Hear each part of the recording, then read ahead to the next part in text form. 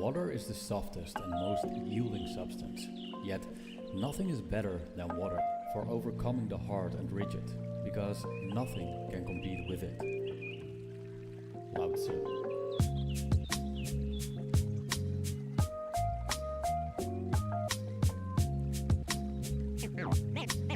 Name straight, new wave.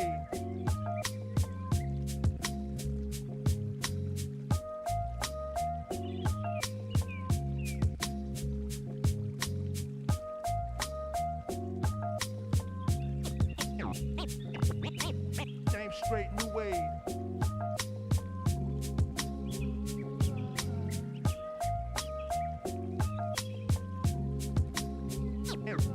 Name straight, new wave.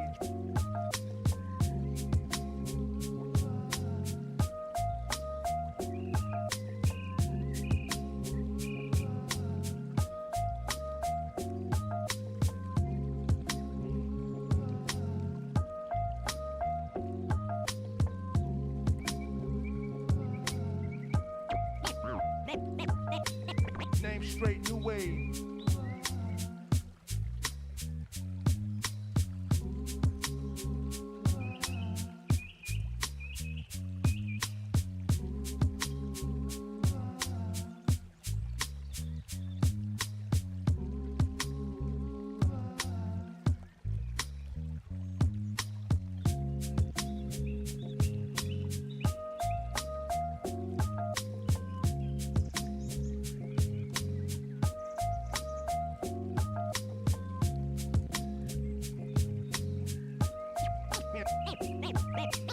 Name straight, new wave.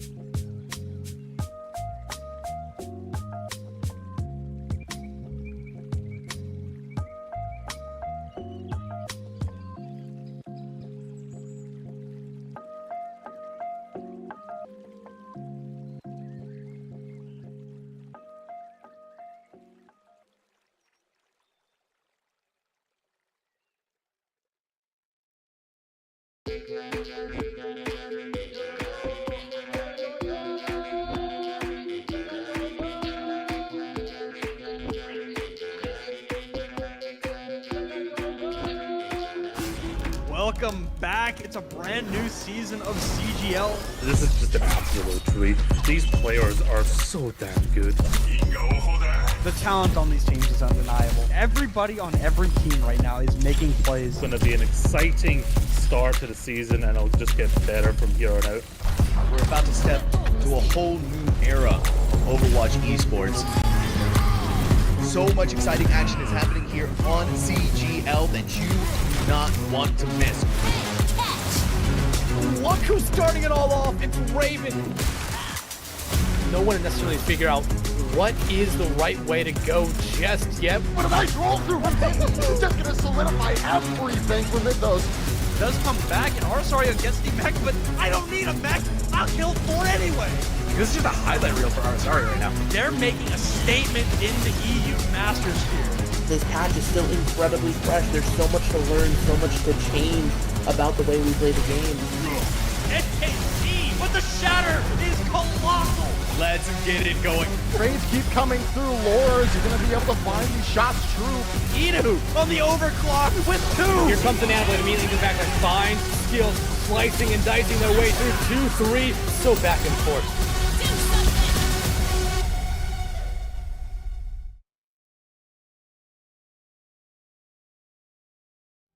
It may be a new season of Overwatch 2, but we are still in a spectacular season of CGL that is now entered into the playoffs round number 1.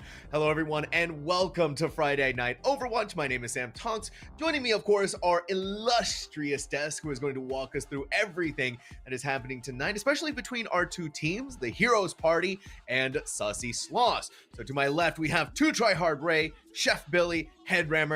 You know them, you love them. We'll start off with Ray. Ray, how are we feeling about tonight's matchup? Hey, I'm feeling great. First edition of Friday Night Overwatch for the playoffs, baby. This is where all the culmination comes. You know, we know these first few matches, they're not win or go home. You know, we got a loser's bracket, but it's still going to be high intensity, teams fighting for a lot. being able to, the more wins you get, the faster you get to the grand finals. Going through that losers bracket, you don't want to go through that. So No, you don't. getting these dubs early on is very important. And Billy, you helmed last week's pick'ems, right, on the stream. Our teams went through, they got to choose who they wanted to face. The higher team seeds got to choose against the lower team seeds who they wanted to face off against, which, the drama extraordinaire. But you were the one on the NA side. I was EU. I heard things were on fire a little bit. Oh, I was egging them on. I was egging them on. I was in their DMs. I was calling them out on stream too. And I mean, I wanted it spicy, and I finally got some freaking some serious emotions. Ooh. I baited them in. Yeah, me and Billy were trying to bait them last year, but they weren't having it. Yeah, they were not having it last year, but this year so much better. Easton from Heroes Party was one of my favorites on there. Just absolutely fun. West Virginia University, they are competing in Overwatch Collegiate right now. So Swiss stage is starting tomorrow. So good luck to Easton and the Mountaineers. But I tell you what, this is going to be a good day. I think that we get, the chaff separated here this first week. Then we start seeing the real competition ramp up. So this is a good way to ease in, especially for Heroes Party, because I mean, Sussy Sloths, they're no slouches, but I think they're going to have a fantastic time. We've got predictions coming up later on down the line, but it's all getting ready to start right now. It really is. And Headrammer, it's going to be an evening worth remembering, because it's not only going to be this game, but we have another one locked up and loaded, ready to go. We're going to have a double header tonight. So make sure you lock in, right? Get your drinks, get your snacks, get ready, because it's going to be a banger of an evening. Yeah, I mean, what a better way to start off the first week of playoffs than a doubleheader for Friday Night Overwatch. I'm going through withdrawal from having no matches last week. We had a little bit of we had a little bit of drama in our opponent picking stream, but it's time to get into the action, right? It's time to get into the action. It's time to make everything start to become a reality. We're going to hold off on that for right now, because we're going to go into a different bit of action on the desk here, because it's time once again for our game show of the evening, helmed here by Headrammer. So it's all you. Oh, of course. I mean, it's become a staple at this point. I know the entire community has been begging me. Billions of people have been saying, when is the next one? When is the next one? Well, I'll tell you, it's Billions. now. Billions of people, I tell you. So what Billions. map is that? Yes. CGL is currently hiring a small army due to our recent influx of 14,000 people in Discord. All right. Desk, you ready? Yeah, let's do this. What map is that? Sure. All right, yes. I can hear the enthusiasm in your voice as you're about to realize how many you will or will not get right. Sam, I need to see a little redemption from you, okay? You are going to see something. Okay, a reminder, it could be any map in the game. If it's a control map, I want to know what point on it is. Alright? Alright, let's do this. Narf. What map is that? Meow.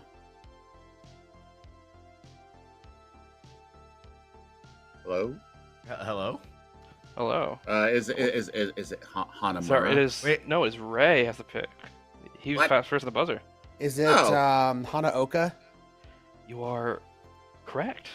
Yeah. Why, I don't know why I didn't replace Wow. there, but that's weird because I definitely replaced it on there. But okay. That was But yes, it weird. is Hanaoka. Yeah, I don't. This is the Paris thing from earlier, so I don't know why it didn't replace. But what map is that?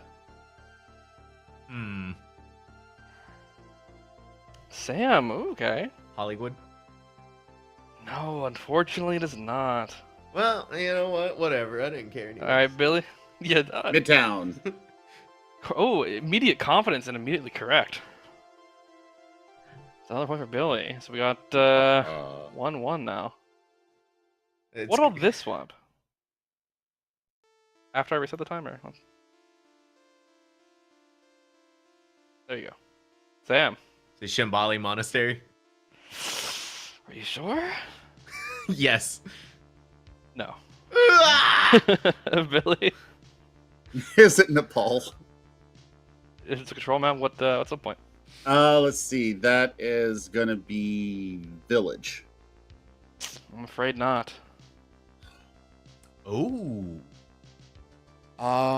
Question: Right, if I were to pick a flashpoint, do I have to know which map or which No. point? You know, it's a nice little extra thing if you happen to know, but it's not required now. Is it Saravasa? It is not Saravasa. Ah. All right. Well, Billy, what do you think of this? Nepal Shrine. Correct. It is Nepal Shrine. All right, Billy, you're creeping up there on the points. I think you're gonna lead what 2-1. But I got a different one for you. I have a new What about this strategy. I have a new strategy. Ooh. Wait. Sam. Ilios? No, this new strategy needs to be rethought. No, I Ray. got this. I got this strategy. Is It's it gonna Watch work. Point Gibraltar? Correct. It is Watch My Ooh. Gibraltar. Right out from that health pack over there. Yep. So Sam, walk me through the strategy of yours. No, I'm saying I don't want anyone to steal my strategy before it's over, okay? All right? I don't know. You haven't gotten a 1 right, so I don't know if they want to take this strategy. What map is that? Sam, I can vault. I've learned your strategy. It's buzzing immediately. I figured it out later. Yes. No, it is not. Ray. Is it Black Forest? It is Black Forest. Ah!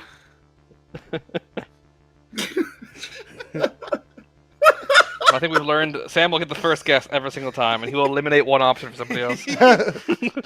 I'm helping everybody out here, okay? I'm a man of the people. Sam? Kings Row. Correct. Hey! He's on the board, baby. Had to work eventually. Yeah. All right. What about this one? Sam? Wait.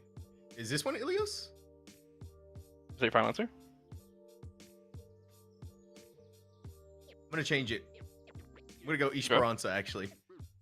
I'm afraid not. Oh. Billy? That is Ilios Lighthouse. No. Right? Is it Ilios Well? Correct. Yeah, baby. Mother- I can't believe I got debated like that. Well, it was partially debate, but also partially because you asked it as a question. Like, you weren't sure of your own answer. You made me doubt myself, and I will never do that again. All right. What map is that? Sam? I can vault. No. Billy? Oh. Oh my. He's like, oh, shoot, what am I supposed to do?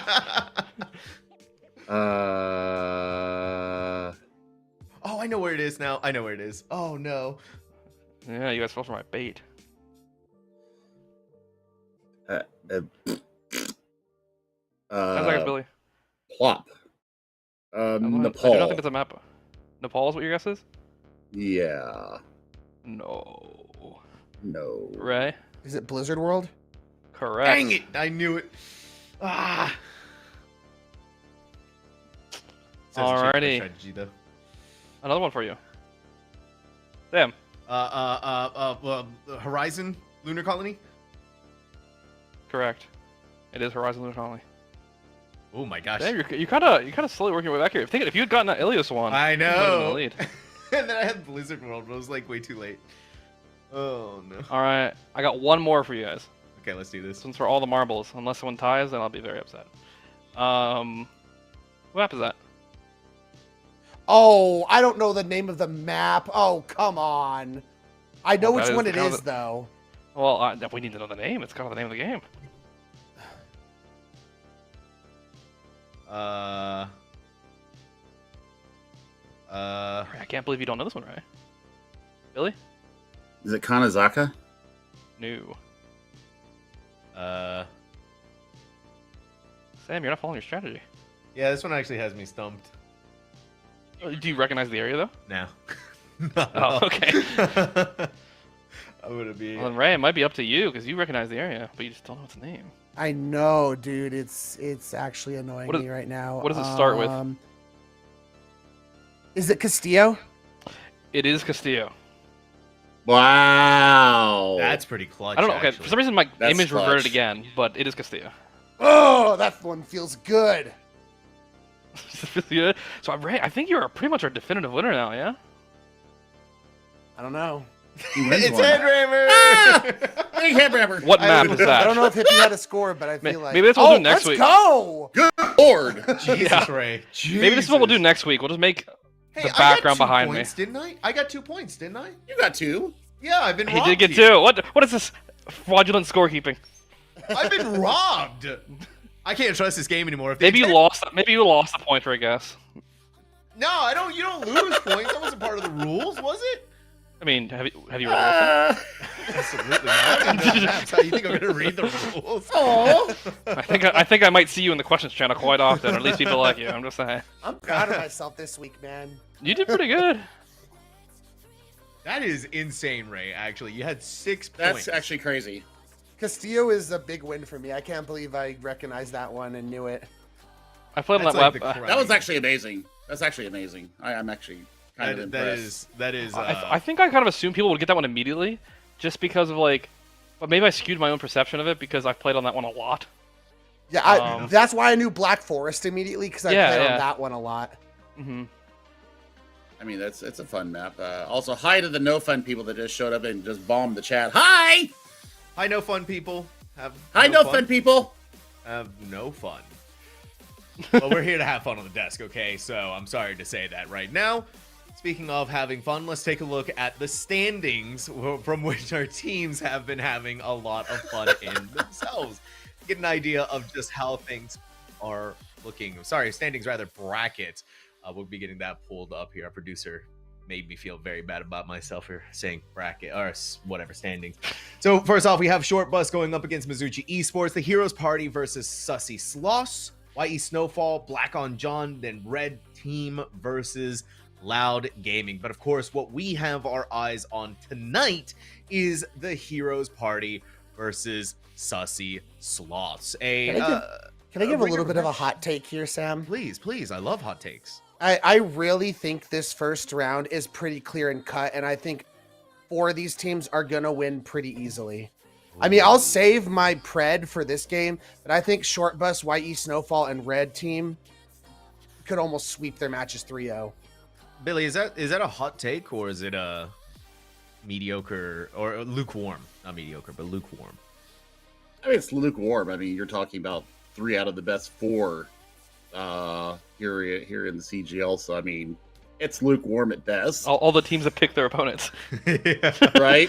I mean, they picked their opponents for a reason. I think the real standout is I think that the YE Snowfall game could be the most one-sided out of all of these. If you want a real spicy take, I think that's going to be the most snowballing one. I think Snowfall is going to snowball all over Black on John. But I think our matchup tonight, Heroes Party and Sussy Sloths, I think this one, I think it's going to be a snowball as well, to be quite honest. It actually kind of scares me a little bit, the snowballing all over the competition. Remember, give me You dirty boy! Give me another actual hot take. I need something that will set my apartment ablaze, please. You want a hot take for this match or for the first round? First round, just give it match, first round, whatever hot take, even Overwatch. I need a hot take. Okay, I think one of the teams that pick their opponent is going to lose. That's up. I think the Black on John team is actually going to win. Oh, you think Black on John's actually going to win? Yeah. Okay. All right. Okay. Wait, does his pred reflect that hot take? We didn't pred that match today. We're not streaming that one. Oh, poop. Okay. Here's an extra spicy take. Bye, Zimmers. Bye. Oh, true. Ooh, bye, Yes. Zimmers. Bye. Console is coming Bye. back in a big way, baby. You get rid of people cheating effectively, right? So life is good now, and I'm sure that's going to make Headrammer's job maybe just a little bit easier. But then I'm very looking forward to season 11. Well, we just tell you that. Something else is going to crop up to make Headrammer's life hard, but at least he gets to rest easy for a couple of nights. So we've talked about we've seen the bracket. Let's go ahead and get into the lineups for our teams, though, and see just who is going to be playing. Starting off with Heroes Party. What a beautiful lineup that we have to start off with on the Heroes Party. What a logo, by the way. We have Galaxy, Smurfing, Neo, Complex, Easton, Mayo, rather, apologies. Billy, right? The Heroes Party. Yeah. They're going in, they've got the quest, and now they are seeking to gain their glory. I remember they won the mid-season tournament. So, yeah, there's a lot to play for here for them. Talking with Easton, having a fun time with them. During the picking stream, I mean, he plays not only here in the console open, but also in the PC open as well. So we will see how things are going to go down. I think that they've got just a very well-balanced lineup. They play as one hive mind. We'll see if they can continue that same streak. That's why my prediction is the way that it is. I think that they are going to take a very easy win here today, though. Can I make a correction real quick, sir? What? Short Bus won the mid-season tournament, actually. Oh. Oh. 3-0'd Heroes Party in the grand finals. Oh. My desk is now on fire. I'm sorry. I have to say that because everyone knows I'm a Short Bus stan. Like, I got to get the Short Bus. I mean, things you got a little something around your nose there. Ray, are they You got a paying little something around your nose. Oh, we gotta go. We gotta move on. Bring up the Sussy Sloths suction! lineup. Sussy Sloths lineup, please. My goodness. Okay. Listen, we had to say that for last week. This week, though, we're all friends again. We got Jacket, Boosted, Bluzito, 6'7", and Spencer. Ray. All right. Listen, we got some fun lineups in the previous one, but now Sussy Sloths here trying to prove themselves against a force of nature from Heroes Party. Yeah, it's going to be a tough uphill battle for them. I do remember we had Sussy Sloths versus, I believe at the time it was Chihuahuas before they dropped out. And Chihuahuas did get the victory 3-2, but Jackish was absolutely on fire in that series, and Blazita was also doing very good on the tank. So I feel like those are two of the people to be watching for on this team. And how could you not just like that logo? It's just Sloths are awesome. All right, Headrammer. Now, out of the two logos we've seen, who has the better one? Who wins the logo matchup? I think they win for different reasons. Like the Sussy Sloths logo makes me like smile a bit more. Whereas the Heroes Party logo makes me laugh a bit more. I didn't ask. I think I'm gonna choose the Sussy Sloths logo. You're gonna choose because it makes you feel better instead of feel makes better, you and I feel like that sloth can be my friend. Okay. And I'm very lonely, so I need friends. Well, I guess we're just chopped liver Please. up here on the desk. Please. Whatever, you know. Please. Headrammer, we play your games and we're not considered your friend at this point, so whatever. You know what? Sorry for actually trying to make you feel like a human being. Now, we got predictions. I'm sorry, Headrammer. I'm sorry. We got predictions. We've talked a lot about them. We've seen them here before, time and time again, in Memorial. But for the most part, everyone has pretty consistent opinions on who's going to be taking tonight. Start off with the desk predictions, of course. I think for no surprise for most of us, we're anticipating the big time victory. I'm waiting for the drum roll. I'm drawing this out for as long as I possibly can to get our predictions on the screen. Hey, there we go. We got it. It's a Heroes Party extraordinaire, except for me, who I gotta believe. Someone's gotta believe in. All right, Sam, defend yourself. I'm defending. Yeah. I literally just defended myself. Someone's got. Go again. Someone's got to support them. All right, they gotta have some confidence. Sam, why They gotta can't you have just someone make the argument in in every bracket there's always an upset, and this is the upset? Like, just say that. Like, there you go. There's your reasoning. That's technically the argument, right? Someone's got to believe in them. Someone's got to have their back so the upset can actually happen, all right? If the whole world is against them, then there's no chance. But me, I believe in the Sussy Sloths. I also believe at the very least they won the logo game, okay? All right, now, Billy, you are in the 3-0 camp for the Heroes Party. Complete stomping. Oh yeah, easy money. No, I mean, this should be an easy dub for them as long as they play like they have been all season long. I mean, they made a very good run. Thank you for the correction, Ray. Nerd. Nerd.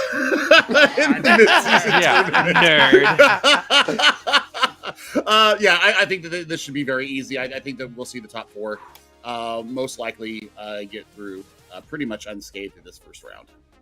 Now, Ray, you're a 3-1. Sussy Sloths are going to be taking. Oh my gosh. Yeah, I'm a 3-1 Andy. You're right. I am a 3-1 Andy.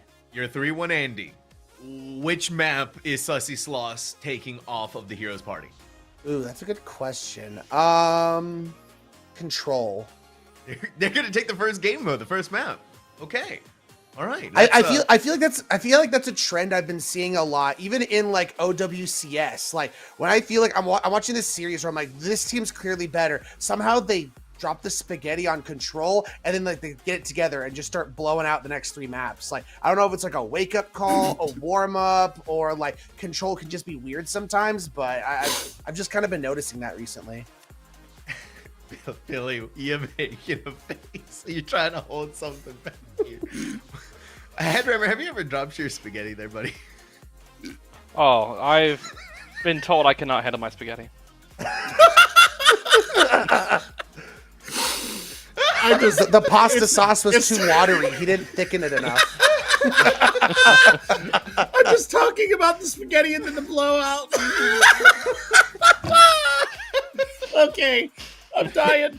Headrammer, Good lord. you're 3-1 as well. Which map is Sussy Sloths taking off of the Heroes Party? I think Ray is probably on a right track of what I was thinking too. But at the same time, I think I'd lean more towards Flashpoint. I think when we watch these series, a lot of times it seems like Flashpoint things tend to just change sometimes. Especially teams that are on losing like back foot. They'll go down 2-0 and then they'll win a Flashpoint map. We get hope they're gonna go a little longer, and then they lose the next map anyways. So that's kind of what I'm thinking regarding to that. Though I am getting a bit of information that apparently Sussy Sloths' Tracer player lost power. So I don't. Maybe I'll change to a 3-0 from that one. Can I change my prediction? Yeah, that might change things if that's the case. Can I change my prediction? This is no longer correct anymore. This is incorrect. Wait. Yeah. Screenshot. Ooh. Yeah. Photoshop, quick, defect, quick, AI. Prod, fix it. Yeah, that's obviously I chose Heroes Party. Let's talk about the caster predictions now. We've gotten the desk done and out of the way. What about our casters? What are they thinking? We got Joker's Ransom and we got Soabdenum taking the helm on the casting desk. And they are a 3-0 complete blowout for the Heroes Party. So maybe they know something that I didn't. Maybe they knew that their Sussy Sloths Tracer player was going to be losing their power. And everything descends into chaos. And so I guess that means since we don't have power anymore, or well, they don't have power, we have power on the desk, that we have to stall for just a little bit longer. That's okay. Well, that's what we're here for. I don't know, We're here to make Sam. the desk interesting. I'm kind of thinking that at this point, Billy, Joker, and Soav got together and had a little powwow about their predictions and left you out of it. They didn't give you the critical information. Yeah, I know. I think they whispered in my ear that it's going to be a Sussy Sloths victory all the way through. No, trust me, I'll predict with you. Listen, I dropped my spaghetti. I wasn't paying attention, and I think I may have missed something here or there. It was a blowout of some massive proportions, I suppose. Now, we could talk a little bit about Season 12, since New patch came Season out. 12. Yeah, Headrammer, Season 12. Season 12, Season 10, Season- sorry. I was like, wait a minute. I'm getting a little ahead of myself here. I'm thinking of another game season. Headrammer, Season 10. Whole new spectacular, a lot of changes, and of course, a brand new hero joining the lineup. Have you managed to play a little bit of Venture? I played a little bit of Venture, not as much as I wanted to yet, because Piers, I saw him in the Twitch chat, was insta-locking it away from me. When we were queuing together. But no, it seems like, I would say the overall patch itself isn't like a large number of like massive hero changes. I think the biggest thing is just the fact that Venture's in the game. I mean, that I think wrecking the ball heroes- change, though? Yeah, you can. Yes, I think it's good overall. It seems like a lot of the community is very uncertain about how good the overshield thing actually is for now. A lot of people think it's not super useful yet. But the cooldown stuff seems like people have well received it. I mean, it's been received people don't pretty well. feel like in a coordinated dive with like a Tracer, Genji, or whatever you want to do with it, that those shields, being able to spread them out to your flankers wouldn't help. Like, I feel like that would be crazy. It seems like what I've heard is that like it's not necessarily that it's not useful in the moment because usually you use your shields to get out to survive, versus like instead of going in and using them. Yeah, I guess that's a fair point. Yeah, it's a little. Maybe it's just a style change up you got to do for Wrecking Ball going forward. Maybe, now. yeah. It might take a little while to figure out the optimal way to use them. But it seems like right now people are a little bit about it. I think we're all missing the most important change, obviously coming to Reinhardt, increasing the range of the Earth Shatter. I mean, hello, buffs to the best tank in the game. Am I right, Ray? I mean, I personally love playing Reinhardt. I know Billy personally loves playing Reinhardt, but definitely not the best tank in the game. Like, and that change is not going to do much for him. Like, is it cool? Yeah, but it's not going to make him meta or anything. Meta this, meta that. I mean, come on. Sometimes you ignore the meta and you just forge your own path with a giant. Shoot, man even and a rocket-powered even sword. Headrammer forced Reinhardt in our game last weekend with the staff. Yeah, it's because I'm just better. Ooh. A true Reinhardt play, you play through the pain. Chef Billy, what about yourself? Season 10, it's a brand new world. We also got a whole smattering of like really awesome skins to go along with it, like the Mirror Overwatch, Universe Overwatch, which is pretty cool. I mean, I think that I think Mercy mains can finally rejoice. If you have not heard the alternate voice lines that come from Mercy when she's in that, oh my god, I actually got some chills. Pretty nice skin. It's a nice skin. 80 mythic prisms to get it. You can get it through the battle pass if you've already purchased that out. I agree with the ball. I was watching some scrims, some EMEA, OWCS scrims, and some Face It qualifiers for the Esports World Cup. Thanks to Ocean for letting us in. I can tell you what, if Venture gets a little bit of tuning, I think that you could actually turn an entire series around just with that hero. Ari, who was playing on it, has this nasty combo. It's the rumble to melee dash melee, and it instantly deletes like 250 HP characters. It's actually kind of disgusting. Jeff Bullskunk we were playing after the scrim. They came and started watching us playing quick play. He got a 4K on his first game in with Venture. It was absolutely disgusting. So I mean, Bullskunk has peaked as the best Venture player in America. Thank you very much. We streamed a game yesterday on CGL 1. Actually, a team was playing Venture, pretty much the entire series, and their team was, for one, the Venture player was playing really well, and two, their team was playing really well with the Venture, like, you know, giving them like the Zarya bubbles going in, like enabling them, and like throwing their combinations. It was working pretty well. A lot of different, lot of different looks out there. A lot of different potential. I mean, game-changing, meta-shifting earthquakes happening from Venture themselves, and I think it couldn't be more appropriate to a hero who is played the way that they are. We're still waiting to try and sort through the technical issues, so I'm gonna steal some segments that I saw from previous broadcasts and other broadcasts. So let's design our own hero here on the desk. Why not? It'll be a lot of fun. We'll try and come up with something.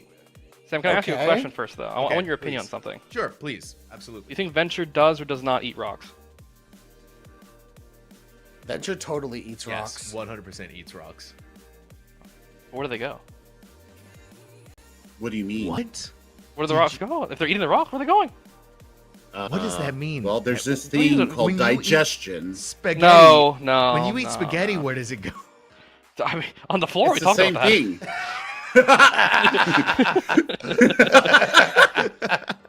We also talked about blowouts, but we're not going to go back to that one. Headrammer, where do you think the rocks would go?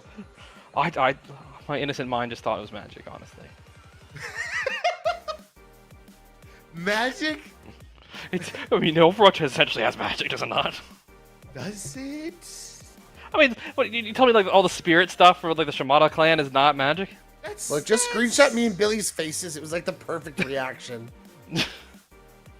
Are you farming TikTok content on my stream? So hold on a second. So Venture eats the rocks and they magic through the Shimada dragon. Kiriko Fox, like Kiriko's fox comes and takes the rock. Yeah, they steal it. It's actually just they're being robbed live. They're being robbed. Yeah, actually, this is the problem nobody's speaking about. I think we need to bring attention to this. So, I'm actually curious. So does Venture eat the rocks as they're tunneling through? Is it just a form of like nutrition? I don't know how nutritious your rocks are, but the ones I eat are not very nutritious. It's kind of like more a snack. Headrammer, do you eat rocks? Look, man. I mean, look, the hair's gone. Things are falling out. Who knows what's left? Okay, now the question then becomes: is stealing your rocks What about my rocks? Is someone stealing your rocks when you're eating them? Yeah, I thought I had them. They were gone.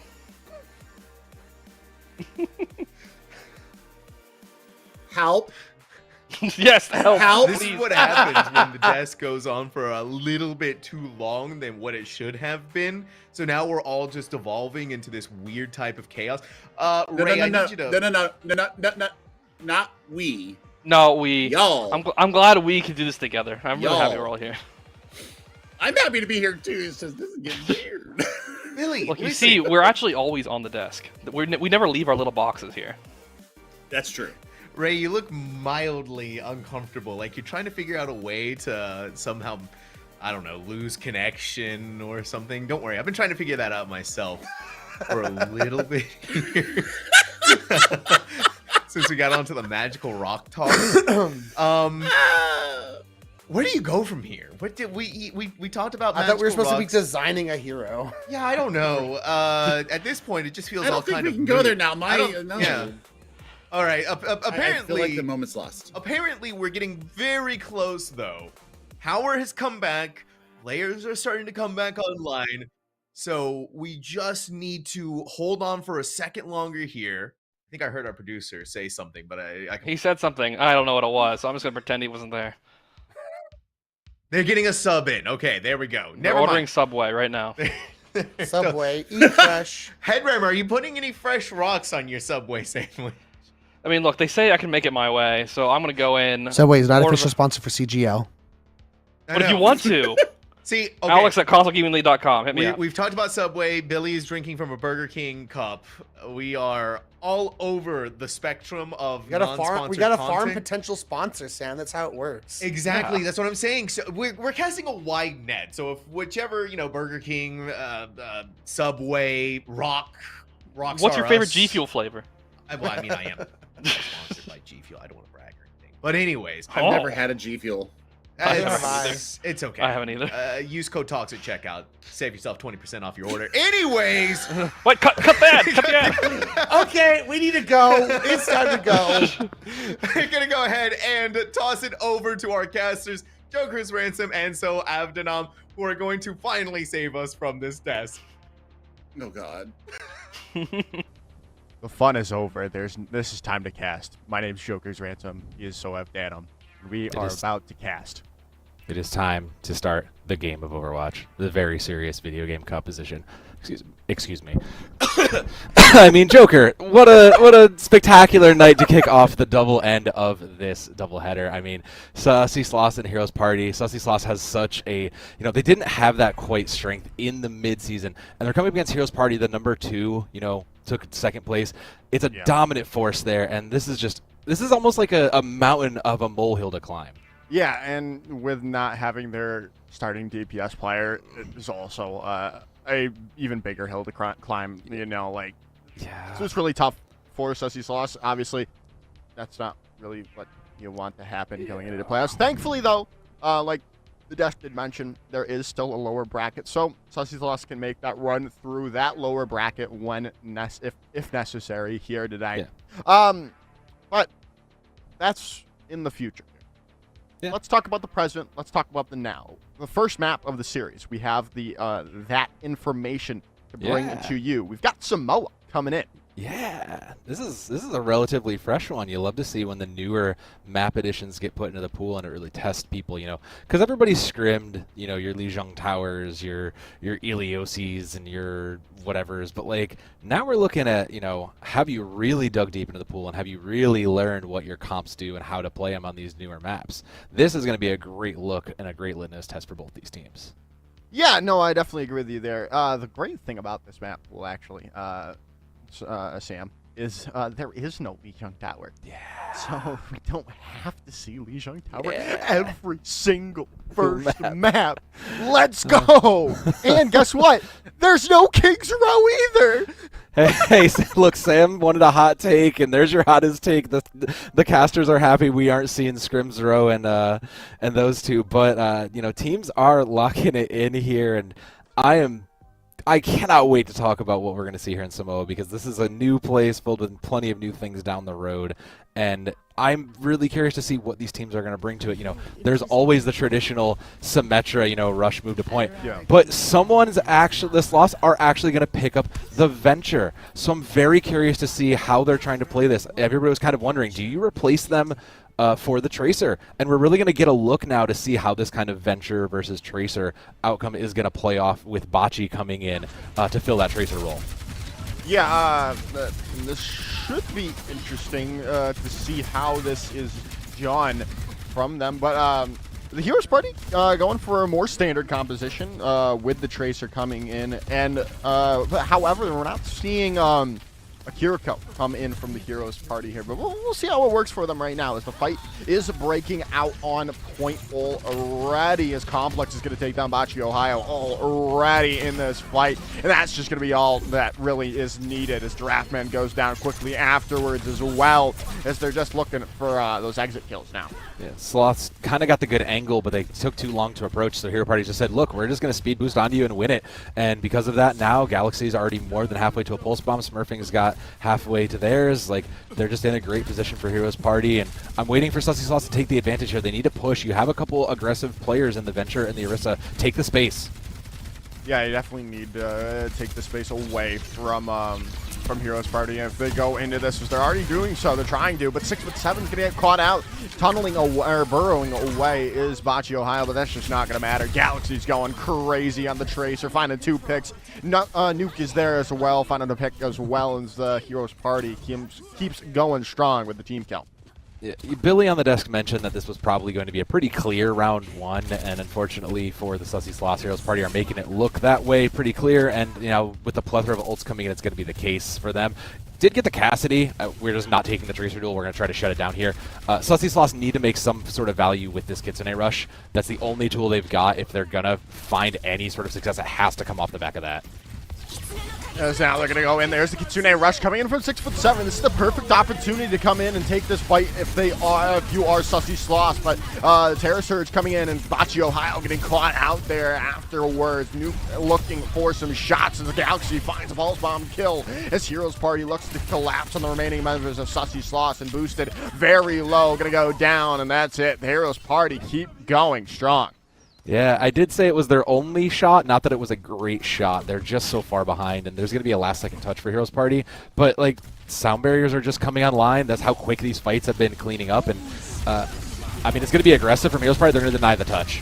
Yeah, Smurfing taking Bocce Ohio out of the fight already. It's just not what you wanted to see if you're Sussy Sloths. They do get a touch there. Blazito gets there in the end, but that's just all they really get is that single touch. And there it goes. Heroes Party take round 1.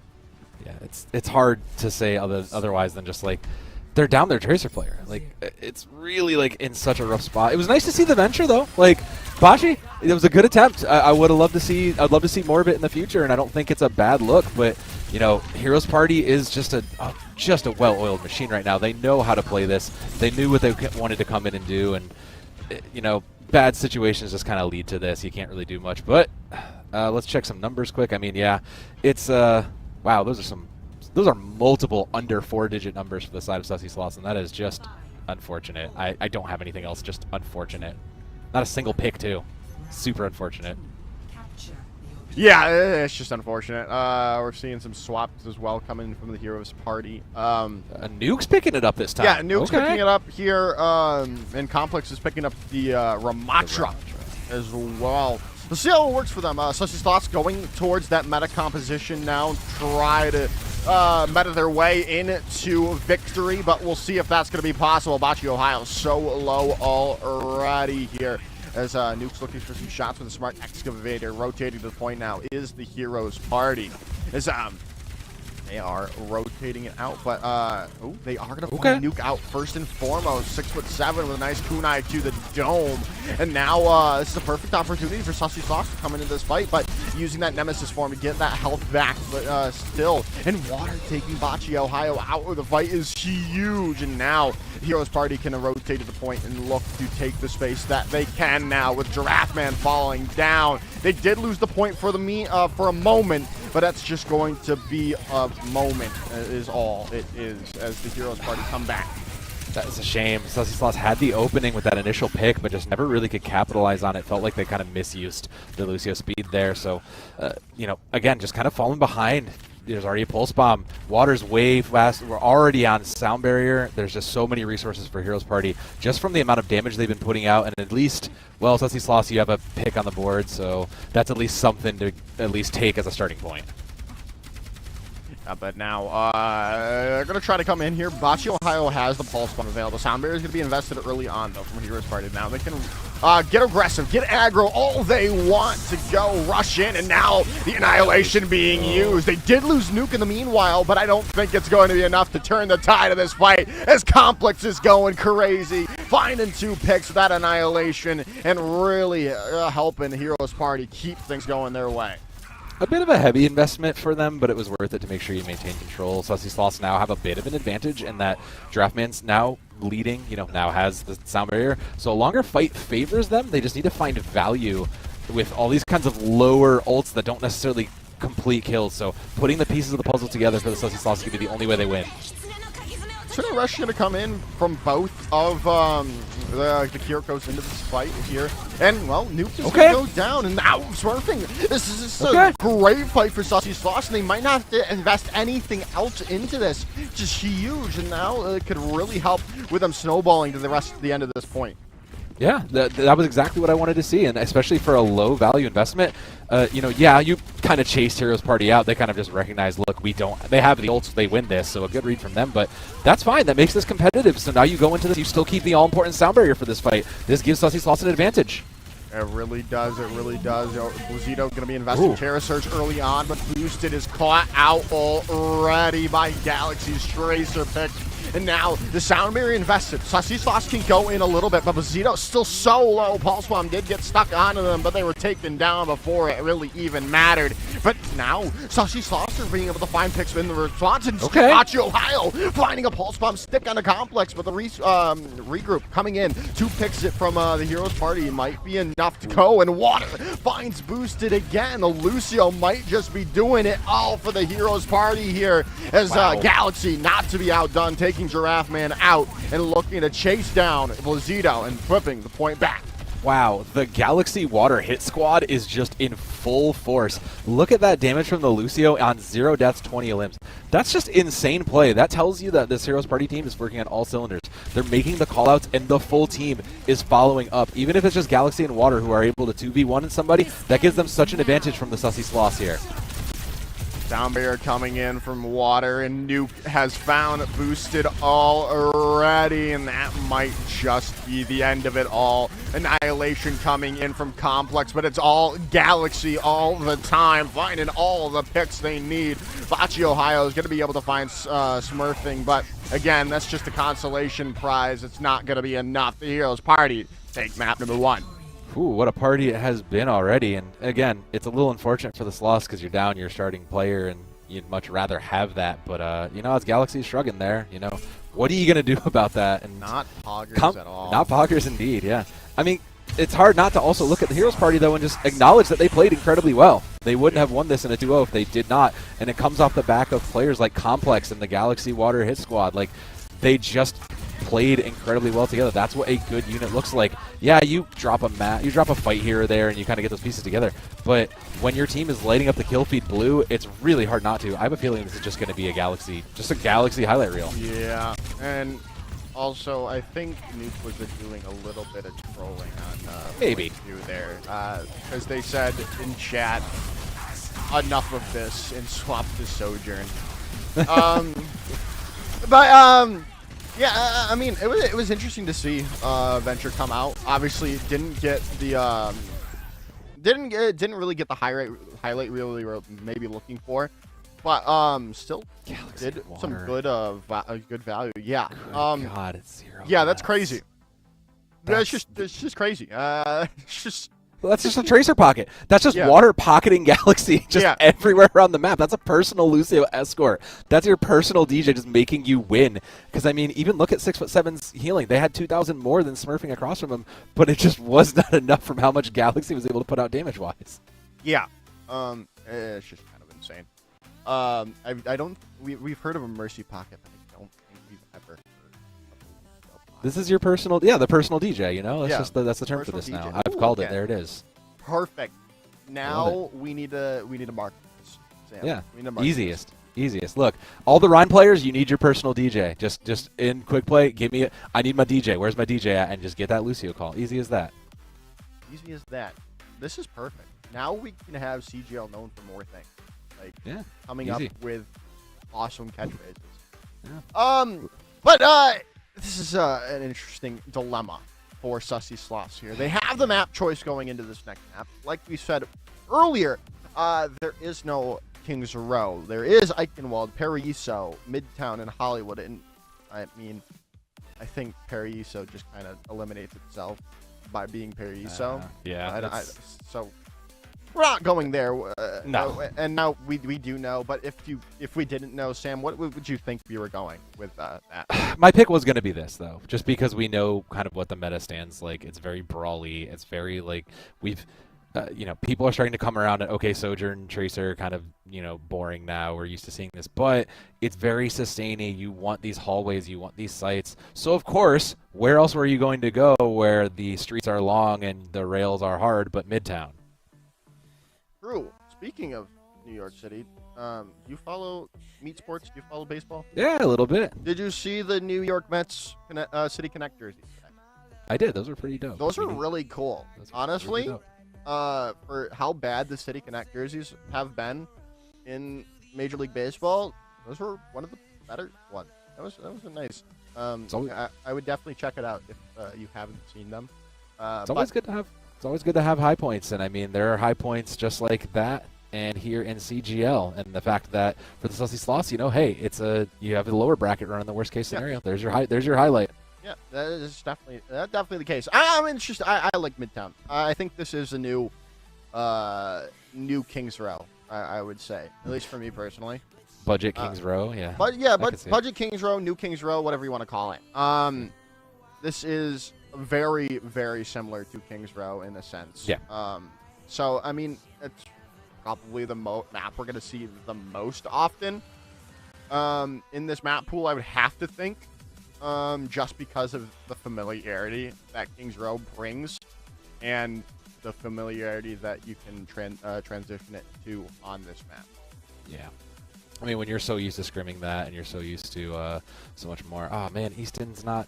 I was expecting the Easton swap because that's what they did. That's what Heroes Party did in the second one. I had so many jokes about Easton that I was gonna make, but unfortunately, we will not get them. So you could make hockey stick jokes. We could, but well, let's see what they pull out in Midtown. Because, like you said, it's very similar to how Kings Row is going to play, and I do think that we're going to see similar comps. But Complex is going to pick up the Sigma on the defense, and I think I actually like that call a little bit better. You don't need to play aggressively, especially when you can hold these angles and you have that much more cover. So I do like this. Plus, you're still carrying the Baptiste for smurfing, who has just been a phenomenal flex DPS. Like in a world where Kiriko is kind of the preferred, smurfing is making a very good case for Baptiste in this comp.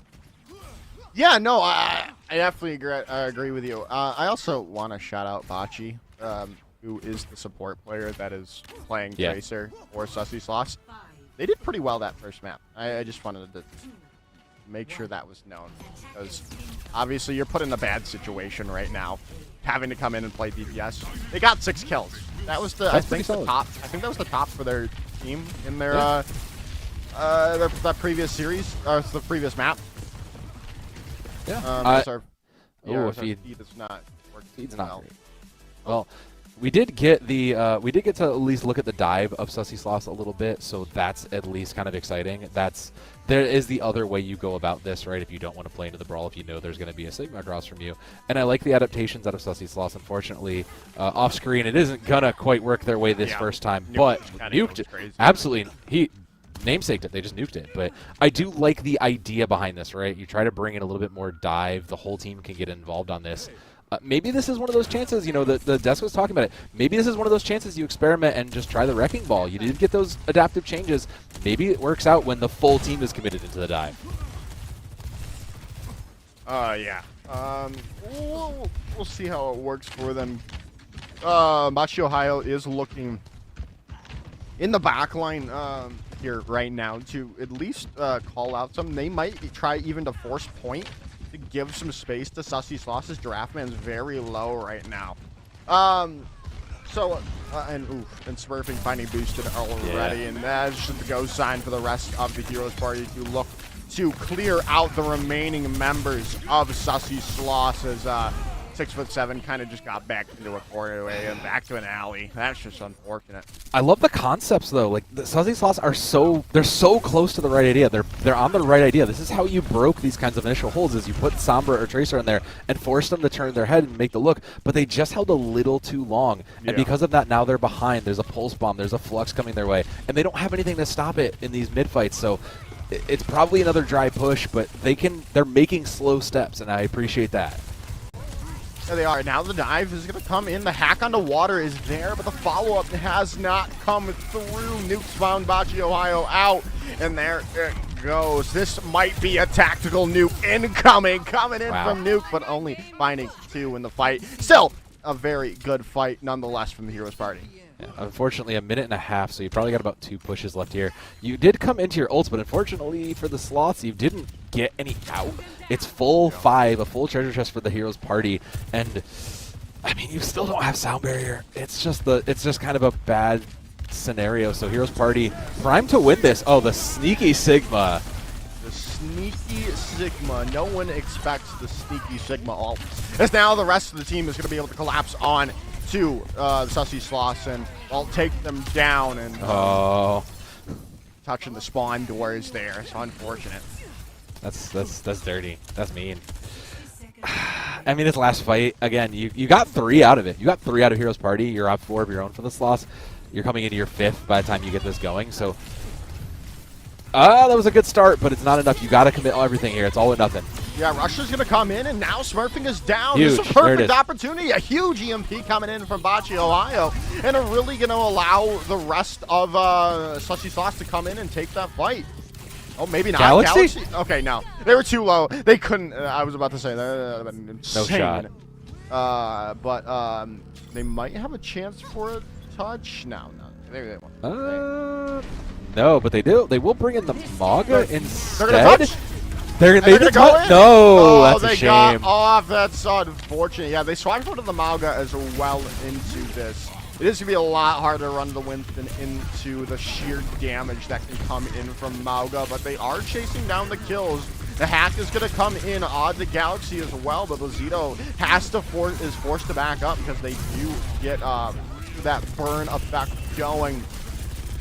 Still trying to hold on, but I think, yeah, they're just going to have to run away for the moment. Still trying to get that dive in, but it's just not working. Blazito's just too low. They just get chunked down so much in those mid-fights as they're just going back to reset. Yeah, this is just kind of, it has to be a reset, and with Galaxy now just kind of able to clean this up with no problem.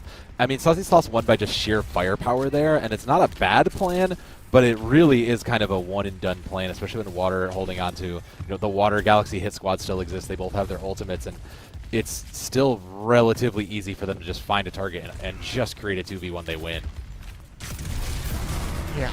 We'll see. Primal Rage is going to be invested early on into this, but again, they're just getting blown up because of the damage that comes out from Mauga, even though they have been nerfed kind of heavily.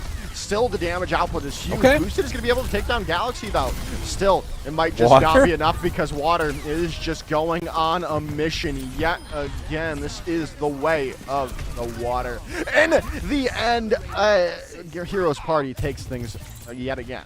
Back down to the last fight here. Nuke's been having a phenomenal game. It's, we've been shouting the praises for Galaxy and Water, but I mean, Nuke's had incredible just solid plays, and it's primed to keep happening here, especially now with this Kitsune rush. Yeah, oh yeah, it's already done. We're done here. In, and there's the fight done and dusted. He can't really blink, and you'd miss the fight. All right, so I mean, thankfully that was quick. They're gonna try to spawn hold this, and you're coming into your ult, so maybe you can steal this and get the card a little farther. We're just trying to pressure the card as much as we can at this point for the Sloths. Like, any amount of distance is just going to be good. Oh, great. This might work, though, in their favor. Yeah. Yeah, it is, because the EMP is just going to get them all locked up. Huge. The team kill comes through. Yeah, that's huge. Again, I don't know that it was going to be enough, but this is we saw this we saw this very briefly in the Sombra Maga meta, the whatever you want to call it, and look, it was that's how you play it. So again, just get as far as you can here. Just you have sound barrier, stall this fight out long, and the Sloths can get a little more pressure onto this cart.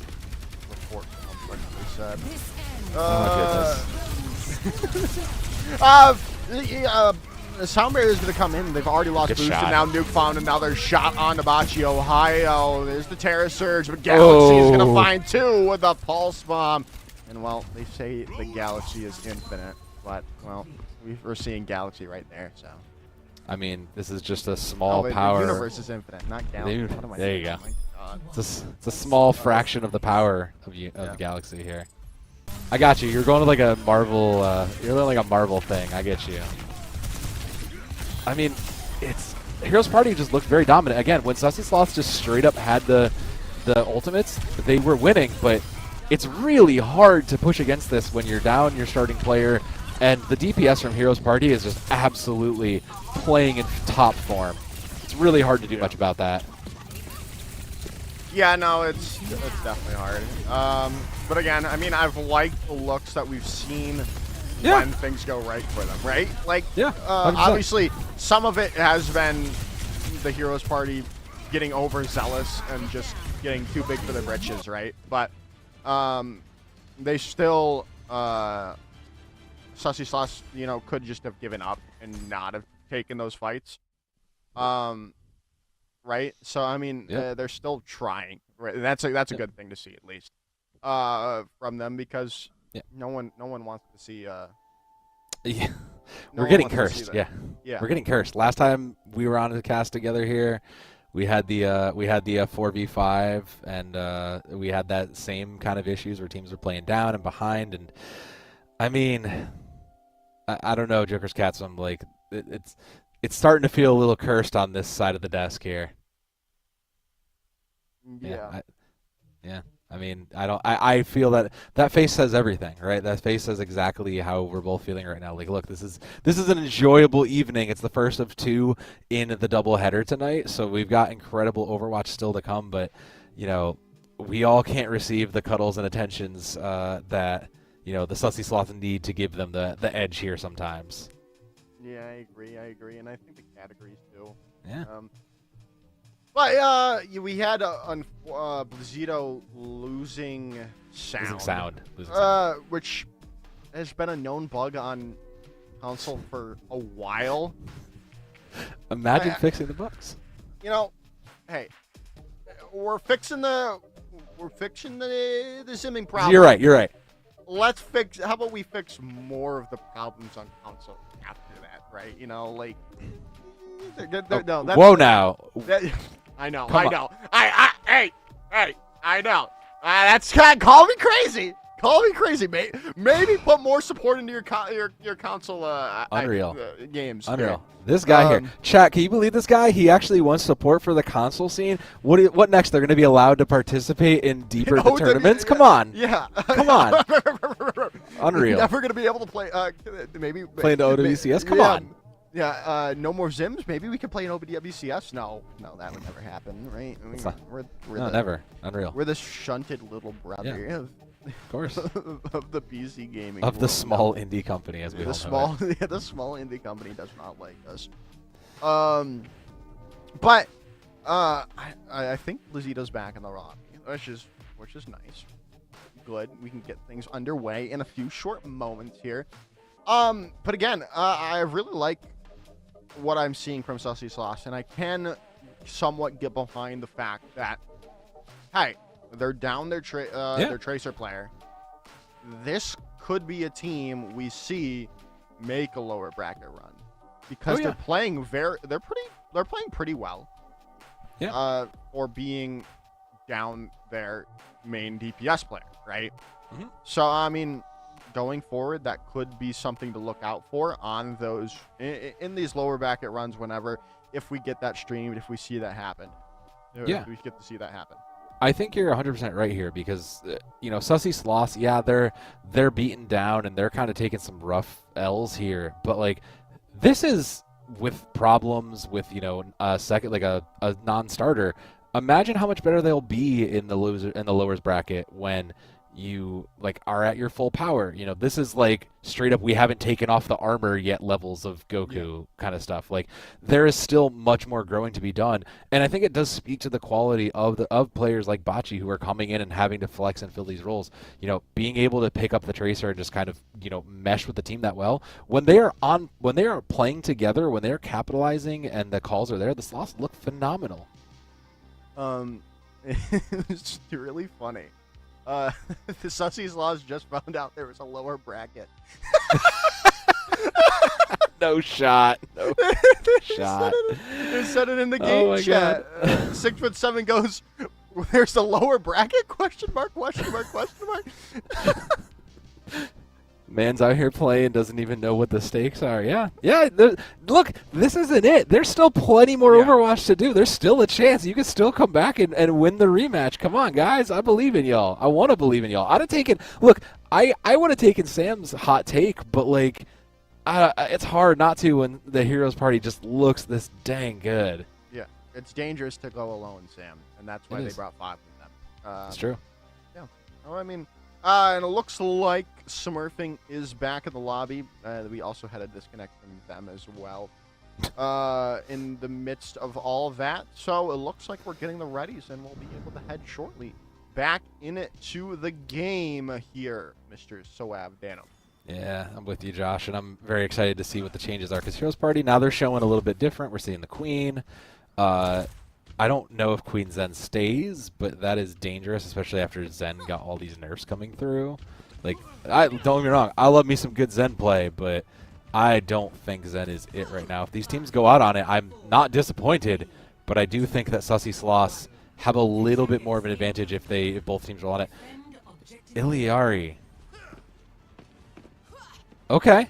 That's a very aggressive pick she did get buffed. I don't hate it, but it does feel a little venture flexy. We can, kind of like you said, kind of a prideful pick here. Yeah, it's just like, if we can win with this, we can win with anything, right? And they're already showing why. They're getting a lot of damage coming in from their team, but then they've already gotten 1 tick on the point and looking for a second one here without really a fight really happening. Finally rotating to the point is Blazito. But I mean, are they gonna? Okay, the first pick has already happened, and they're 92% the way to the first point, and I think it's all but over here. Yeah, that felt like a bit of a miscommunication where Sussy Sloths were kind of just waiting for someone to be like, okay, we go now, and instead 2 of us are hiding in the subway car. So sure. It just kind of felt like we're waiting for the moment, we're waiting for a pick. It feels like we're waiting for did we get a DC? No? It feels like we were waiting for a pick that just never really came for this loss, and that feels like the story of this game so far, unfortunately. Yeah, it was only Headrammer that DC'd. No, we don't care about that guy. Yeah. Yeah, this is about to be last fight, though, here. Yeah. 5 minutes. If they push it in, do they even get a touch here? Surely they touch, Josh. They touch. They touch. Terror Surge comes in, and that's huge. Is going to go down, and this is a nice opening coming in from Sussy Sloths, and it's going to help them. As Bocce Ohio is going to be able to take down Smurfing, and this might just be the end of it, as Galaxy is going to be able to trade it back with a nice Javelin Spear, taking down Galaxy. The hold starts, but 4 minutes and 30 seconds to go. I respect the tension build on that. Blazito came up huge with that pull, and it worked out. They did throw in quite a few things, and they only have Trance to kind of live through this versus the 4 ults coming up. So Trance is going to get just straight negated versus this Rampage if it hits. Captain Sun coming in, and that does seem to be a lot of people now. An anti coming in, thanks to the but the Pulse Bomb is going to find Complex out, so the follow-up might not be there. But just as I say that, 2 picks come the way. Now 3, and Galaxy looks to finish it up. Smurfing the last kill, and that is that. Map 2 goes to the Heroes Party. Again, the moments that Sussy Sloths show are good. I can see and understand exactly why they made it to this playoff segment, but the problem is you know, it's this last bit, and it was a great setup for the play for this last play. We needed someone like Blazito to step up and say, "Guys, we're going. This is happening now." And everybody needs to be in on this. But we need more of that sooner is the thing. You know, that's kind of been the downfall of the Sussy Sloths, is they're waiting for like a DPS pick. They're waiting for somebody to go, but no one's stepping up and taking that position. And yeah, it's so easy for me to say that when you're down an important DPS player, but it feels like that's something that just could come together, you know, when your mental's a little bit boomed. That's the first thing that goes, is you just stop playing like a team. So just someone step up, make a few calls, get the gang together, and there's a fight to be won here. Yeah, that's what I was thinking. Like, yeah, they might be waiting for, like, Jackish, who's normally the Sojourn player, I believe, to go in and get that first pick, which we've seen a lot. We see a lot, right? The Sojourn is the Tracer is getting that first pick for either team, right? And that's and missing that Sojourn player is kind of huge, right? Yeah. So unfortunately, again, we'll keep harping on it. They're missing their starting DPS player. Bachi Ohio is doing their best. Again, they're a support player who's doing good stuff. Phenomenally. I mean, the Sombra, Beautiful. Those plays are huge. Yeah, they won them their fights. So that is a huge thing for them. But again, going into this next map, we have a break between this map 2 and 3. So maybe it gives them a chance to reset their mentals and go into map number 3 with a calm, level head. We'll be right back after this.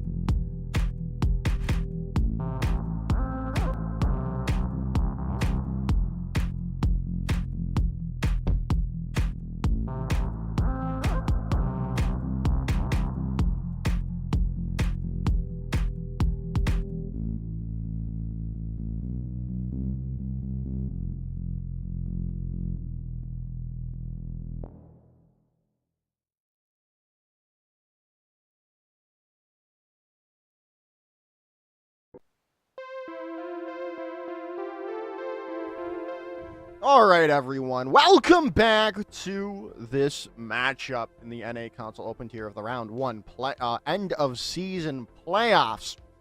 We've got our map choice, and we've got some changes coming to the Heroes Party. Suravasa, obviously, is the map choice. But the because that's not shocking. Let's talk about the changes that are coming into Heroes Party. Yeah, they're just kind of swapping a couple players around.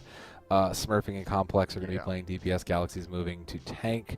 Water and Nuke will be picking up support. And I don't know, man. This feels like bait. This feels like we're just kind of flexing in some ways. But I also do kind of think there's probably a bit of logic to this in some weird way, to at least why they picked it, as opposed to just like, my DPS player wants to play support, lol. It feels like with how hot Galaxy has been, you could just put them on Junker Queen and let them roll on a map like Suravasa, and I wouldn't be shocked if that was what they tried to do here. Yeah, that could definitely be the case. We'll obviously see in a few short moments when we go into the game what they're cooking. But until then, obviously we just have to speculate. Yeah, I mean, it could be anything. It could even be a boat. So we do know it's Suravasa, and based on that, you know, it's everybody's most favorite Flashpoint mode, which like says absolutely nothing about the mode. But one day we'll have more maps. There's only 2 maps. Yeah. Why did we get it? Why did we get? Time for me to go on my rant. Why did we get an all-new game mode with only 2 maps? Because we needed to do something with. Because we needed to do something with all those 2 CP maps we had lying around. You could have done that with. You could have made them Flashpoint maps. There, I said it. This mode's way too big for that. This mode needs so much space. It needs a huge place like Suravasa or New Junk City, man. You can't. Could have made them bigger. We could have. A lot of things could be bigger. You could just make Hanamura and Hanaoka together, right? Like, why not take Hanamura and push it into Hanamoka? Yeah. But what is right bigger? Next to each other. Yeah. But what is bigger here is the comp, the damage output for the Heroes Party comp. It's going to be the Zarya. Yeah, I was on the right track. It's going to be a big damage hero. Smurfing is going to pick up the Venture here to see if they can make it work. And Complex on the Widowmaker. It's just are we just that again? This feels like bait. This feels like we're just getting a little too big for our britches. So Sussy Sloths playing something a little bit more you know, what we're close to seeing. I even like the Moira pick. It's just more raw healing, and it lets them go a little bit more aggressive. So in a comp like this, it might work, except for the fact, it might work. I said might. It seems to have worked out well for them. Coming in, Complex opening it up. 2 picks go in the way of the Widowmaker, and there's almost the team kill coming in from the Heroes Party. I mean, we saw the whole tank player goes to Widowmaker. We saw that in the Overwatch League, so it's not impossible here. But I mean, this is just an odd comp, right? Because this is a team that's very mobile, and for anybody who isn't, you don't necessarily want to collapse onto the Zarya. You have, the Zarya's almost triple pocket at this point. So Sussy Sloths, I think you just kind of got to play a bit more objective. They did catch Smurfing, but Smurfing's going to get out. Yeah, wow. The shots coming in from the start. Excavation is going to help. And well, they are going to be able to take down Boosted. Complex is going to find a pick on their own, but again, I think it just seems to be a consolation prize in the grand scheme of things here. Ooh, wow, Water with a long-range shot taking Giraffe Man down, and that might just be flashpoint number 1. Yeah, I don't know that there's going to be much of a chance to contest unless they really want to, and I almost kind of want to see them contest but take a different angle. Heroes Party is going to be playing this side, so either just bring the fight to the point and force them to play where they don't want to play, or just get out and get control of the point first and get control of the next point. Oh, they are going to try high to ground. Water! Stop doing it to it. Don't do it to him. Find a 3. Looking for the 4. No, you're going to take it away from Water. Going crazy on the high ground. Heroes Party take flashpoint number 1. It is truly a party, because the party is clearly kicked up in the voice chats with these attitudes. Look, I said they were kind of flexing and they were kind of getting a little, maybe this is one of those points where they push too far, but I mean, they're working on this. They're going to have Grav. Nuke is going to eventually get to the, the sound barrier, but I mean, the tools are just there. Bocce did go to Cassidy. I assume we're just trying to catch someone out, but it's immediately just going to get deleted. Yeah, Complex again, opening it up, finding Bocce Ohio out. They are going to trade it back, though, and Water is going to go down as well. So there's, I think this is just going to see a backup coming in fully from the Heroes Party. Galaxy is going to try to change this fight, and maybe they have, with 2 picks coming their way, and now a 3rd going Galaxy? in. And they might just find a 4th. We just give it up. Yeah, they just give it up. Unfortunate. That's a shame. Blitzio, again, when Blitzio just takes the step on tank, it just, the fights are there and it goes their way. It just didn't quite able to clean that up. The honest swap there also just to try to pressure out and force the bubbles of Galaxy a little bit earlier. But that was a clean neutral for Heroes Party. We might get our first, never mind. I'll say Complex just did find a hit. I was say we might get our first Venture ult of the season, and that'd be cool. Yeah, we could. Sound barrier didn't only found Galaxy and Nuke. But now we'll see how this works for them. In the meanwhile, no more ults are needed, and there might just there's still time for Sussy Sloths to get another capture here. There's one last shot, and I could see this going into like a grab. I could see this, caught out for smurfing. I could see this being a grab, but grab might just get used to deny the touch here. But Bocce's going off here. Bocce's going off. Bocce's going off. They can make the touch. Yeah, they're going to get the touch there and going to allow him to go forward. And the overclock's going to take Galaxy out and find another shot across the map. Water goes down, and Sussy Sloths have now got some percentage going.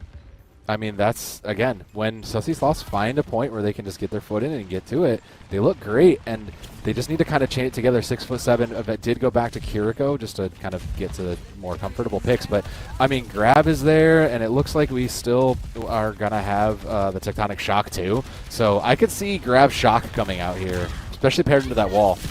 Oh, they're going in from behind. They're going to roll. And I'm not going to say what I was going to say with that, but they're going to go in. There's the grab. The Terror Surge is going to find 2. Now Blazito's found Water again. Is this still just going to go the way of Sussy Sloths? Man. I mean, look, I'm here for, again, this is one of those things where it was the question mark was, is Heroes Party just kind of like, are they getting a little too big for their britches? Did the ego kind of inflate too much here? Because they might lose a point. And it only takes one of these things, one of these little points to snowball. There's going to be one last touch here, and it's going to come down to the Tech Shock. It's the only thing that can really give Heroes Party an edge here. Yeah, definitely. Oh, no. No touch. Water. No touch comes in, and Smurfing is down, still holding on to that Tectonic Shock here. Which is, they are going to get some big picks, but Water going down late is not, or early, whatever you want to say, in this terminology. But they might lose players in going to this next point, and they do. Complex gets stuck by Bocce Ohio, and that's going to allow Sussy Sloths to get a firm grasp of the point. Point's theirs. Shout out to Bachi Ohio, who absolutely has come through on this Tracer. It's taken him a couple games to get really into it, but they really are putting a lot of life into this, and this has given them an opening. Yeah, the point is going to be captured up by Sussy Sloths. They still have an opening, though, the Heroes Party do. In the fact that they have the Tectonic Shock to go in on. And Complex, well, is just going to open up Foley. Finding a headshot onto Boosted, but Water's going to fall down, so they are going to take down a pick with the drill dash coming in on the Giraffe Man? Yeah, Giraffe Man's going to find 2. And now the Tectonic Shock finally being invested there, and we're going to be able to see the remnants of it in the end as the Heroes Party are going to be able to take that point back. A little bit late. Giraffe Man was going ham there for a minute, and unfortunately just not quite able to lead it all the way through, but that's what you need is those kind of players to flush up. Boosted can be the late pick just to close it out. And I mean, Heroes Party is holding on to sites, and they'll have a sound barrier for it, but I don't know that that's going to be enough when you look at Blitzio. Blitzio with these Orisa ults have been very, very strong. Oh, and Blizzio finding a Javelin Spear, taking down Smurfing, and the point is going to flip back. Nuke is going to be able to take down their Giraffe Man, and the sound barrier going to be invested yet again. Water now has their amp matrix as well, if they do so want to invest it here. But right now, they're just kind of waiting it out. Bachi Ohio investing the Pulse Bomb, not going to find anything. There goes the amp matrix coming in on the high ground as well, with the infra sites coming online. But the picks are still not going the way of the Heroes Party, as everything's going red for the Sussy Sloths. I mean, the Moira swap, I was going to call out 6'7" for kind of going a little pick and choosy here and playing the swaps game, but the Moira, they ended up backing the Moira, and it paid off with the 2 on the Coalescence there. So, I mean, that'll be back, but 3 going into this, and now Sussy Sloths with the lead. Heroes Party might have finally gotten their comeuppance on this. They're playing with fire. Complex going to go over to the Echo, deciding, okay, we need to be a little bit more cohesive in the unit. Galaxy holding onto this grab, but I mean, there's a sound barrier for it. Sussy Sloths have more, Sussy Sloths just have more ultimates. They should be able to win this out. They should be, but they're also walking into this grab. If Blizzito does not eat it up with a Javelin spin, and now that's just gone, so they can invest it. But the Terra Surge coming in, as well as the Sound Barrier. This is now, the Heroes Party are all on the back shot. The Overclock as well coming in from Boosted, and the picks are coming in from Sussy Sloths as the point goes their way yet again. I mean, they did get point for all 3 of those ults, so a bit of an overinvestment. Heroes Party now coming back with Grab Pulse means that they can just grab, catch one, and should be able to win it. They should be able to put this right back. They might not even need grab, finding Blizzito out of this fight early on. And now 6'7" falling down quickly afterwards. And yeah, they don't need that grab to take back the point. Simply the threat of the grab has been enough in a Galaxy. Again, making huge strides from the DPS coming over to tank for this 8,000 damage and only 4 deaths is huge. But I mean, yeah, this has to be the setup, right? Galaxy's been trying to find a setup for it, and they need to keep building the power. So there's nothing to follow up with it, Joker. So this could just get low value if this doesn't get caught out. Blizzito's so low. Pulse Bomb has come out from Bachi Ohio at 6'2", taken down, and they're just going to catch out Boosted with the Graviton Surge. I think Galaxy was looking for a bigger one, but hey, still found a kill, and that's all you really need in the grand scheme of things. 58% and counting for the Heroes Party. Yeah, no need to be greedy. You are behind technically if you're Heroes Party, so you need this to go. You can't afford, you can't afford to take the big glitzy play here. You need your support line to come up huge. You have a duplicate. You just have more tools in the box. You should be able to close this out here. And hopefully it's not an overcommitment. 6'7", it would be wise to hold on to the Coalescence too. Ooh. Complex goes down, and there's still definitely a chance for a recontest from the Sussy Sloths. Sound Barrier's in from Nuke, but it's only catching Nuke. And that's just not what you wanted to see. Water's so low. They need to stay on the point, though. That is a huge thing to think about. They get it flipped back over and take the point back, but they still have a long way to go. They did get 2 ultimates out. They got the all-important Sound Barrier there, and it wasn't too much of an investment for the Sloths, so Pulse Bomb up for the Heroes Party, and Sloths have a counter to it. Giraffe Man kind of has the pressure here because, I'm sorry, the Pharah? Yeah. So the Pharah, we're going to poke this out for the Heroes Party? Yeah, okay. They don't really have an answer necessarily, so whatever it takes, I suppose. Yeah, and they're already forcing Blazito away. Sound Barrier has to be invested early on, and you lose Bocce, Ohio. Immortality Field has to be invested, and it's going to help them stabilize for the time being, with the picks now going their way and taking down a lot, as Complex is showing why the Pharah is going to work well for them here on Suravasa, taking the point and tying this Flashpoint map up. Not sure how it'll hold out on the last point here. So, I mean, you do have the outside angles. I guess you can keep the Pharah here, but I mean, the rework for Pharah has made her a lot less dependent on the Mercy, and that's kind of what Complex is showing us, is you can just kind of take these outside angles and still pressure out. I mean, I don't know if it's going to hold, but I mean, Grav Barrage is still pretty huge, and Heroes Party is coming up into both of those. We'll see if that is a win con for the Heroes Party in this thing, or is it just a pulse bomb from Smurfing, or maybe just a pick on Bocce, Ohio. And that is the go sign for the remaining members of the Heroes Party to go in. Giraffe Man's fallen down. Complex is going to get taken out before they can build up to said barrage. And the overclock invested by Boosted is going to be deleted by Galaxy, as now they have control of the last Flashpoint. That was not a Galaxy brain play for Boosted. I mean, it feels like we were getting off of Sojourn anyways, because now we have too many things we need to deal with. But I mean, to just kind of yeet him in, like, you kind of would have entered on that a little bit more. You could have done a little bit better with that. But the Cassie swap makes sense. We need to deal with Pharah. We need to deal with Tracer. Checks out. But they have to deal with the 4 ultimates from Heroes Party first, and there's just so much in the way. And the barrage is just going to be onto Bocce. Okay. Okay. Forget that Tracer in particular, I guess. Yeah, that's just kind of rude. Coalescence is going to come in. Pulse Bomb taking out Giraffe Man, and the Coalescence is just not going to find any good value as 6'7" just goes off the side of the map. They need to reset because this is the last fight. There's one more fight, and they did get most of the ultimates out. It's going to be a shame, though. Bocce Ohio needs to win this duel. They'll go to the Sombra now for Boosted, just to try to get a little more pressure. They know it worked prior, and I mean, yeah, at this point, throw whatever you got. It's last fight. There's only one ultimate on the board. It's up to Water, and Water is on the high ground. They are devastating with this Ant Matrix, but it's that's a shame. It is a shame, because I liked how Sussy Sloths looked on that map. Yeah, unfortunate. We could have seen the 3-1 come to fruition, but we look like the smartest men in the room, Soav now, and Billy. We predict the 3-0. It happens.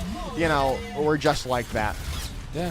I mean, did we know that, the main Tracer player from the side of the Sussy Sloths was going to be missing? You can't prove we didn't. We can also prove...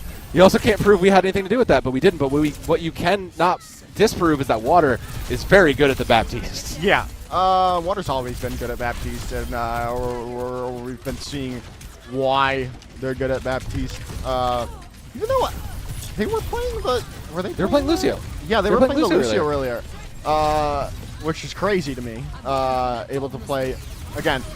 I could never be that flexible and good at the game still, right? Like, I'm terrible, and I love watching these players look so much better than I'll ever be in Overwatch. Yeah. I mean, you're not flexible, but these players from both teams clearly are, between the flexibility of the bench of Sussy Sloths and the flexibility of Heroes Party to come in and just say, look, we think we can off-roll, we think we can win, let's try our goofy comp, let's really push ourselves in a lot of way.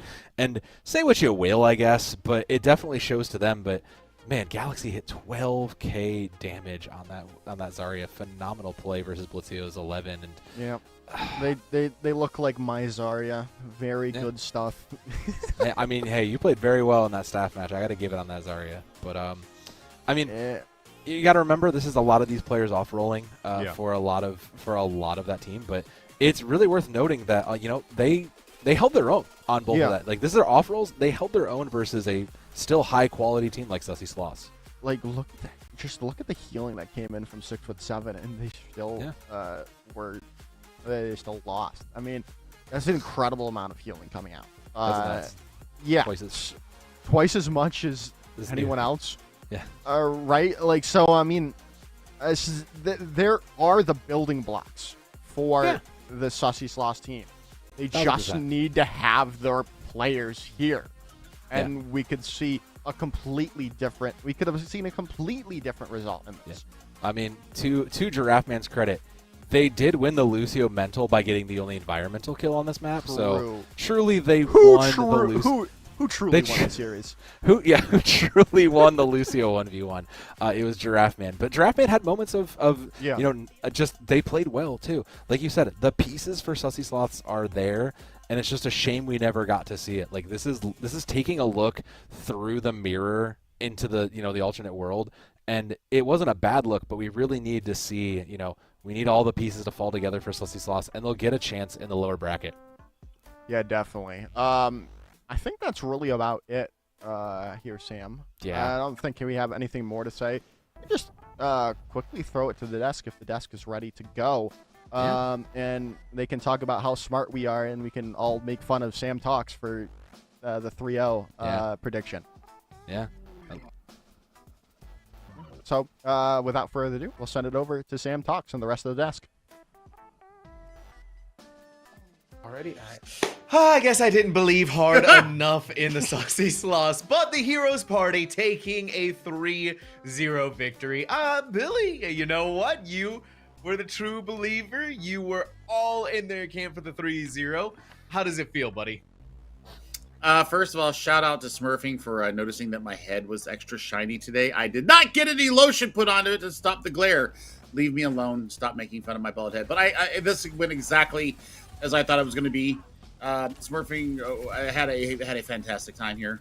Galaxy also had a fantastic time on the Tracer here for the first 2 maps, and then Smurfing did their best Galaxy impression. So, I mean, look, everything runs through the Heroes Party here in this matchup, and I mean, Complex. I mean, what can you say other than the tip of the spear was absolutely sharp, completely separating Sussy Sloths from any kind of chance of getting in there.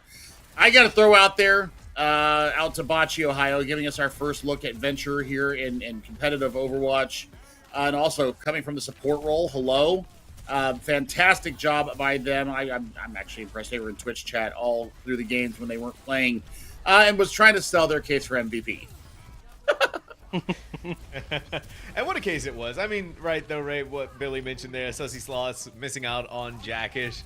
Wasn't playing at full strength. A lot of roles had to be changed around. Players had to be shifted from what they're comfortable on, and we still got some fight out of them. Yeah, Flashpoint was extremely competitive. They had some good moments on Midtown here. I mean, we won't talk about Samoa. I mean, that was kind of a role for Heroes Party, but all things considered, I mean, that's one thing to look forward as your Sussy Sloths going into losers bracket. Is they were not playing at full strength, and if you're a team coming into the losers bracket against them, you should be a little bit worried that we didn't see them at their full strength this week. And that's always something to think about, Headrammer, moving on to the future. But for now, the Heroes Party is the victor. They were pretty convincing, and a lot of the fights that they were able to take, little shaky on Suravasa, but we can just chalk that up to maybe them having a little bit more fun than they should be. Yeah, it seems like both teams were having a little bit of fun on that last map there. There was some role swap ups, there were some 1v1s. We saw Giraffe Man and Nuke going at each other on the Lucio, and I feel like Giraffe Man might have gotten the better in that 1v1. Giraffe Man was actually doing pretty good, going back and forth. Even in fights they were losing, Giraffe Man was coming in and getting 2 kills on the Lucio. I was like, okay. Yeah, I know. Blade is not dulled nor chipped, but they were ready to fight it out as best they possibly could have. Taking a look at the map pool, though, Samoa, Midtown, and Suravasa, of course, all for the Heroes Party. They showed up in force.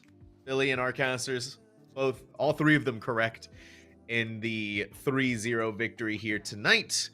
Though the 3-1 pred for Headrammer and Ray almost came to fruition on Suravasa. Very close matchup, 3-2. I mean, I'm just saying, we still get the dub in our victory. Like if we were doing a head-to-head thing, you're the only one who takes the L this week, Sam. I had to believe, Ray. I had to have faith in Sussy Sloths. I couldn't leave them hanging.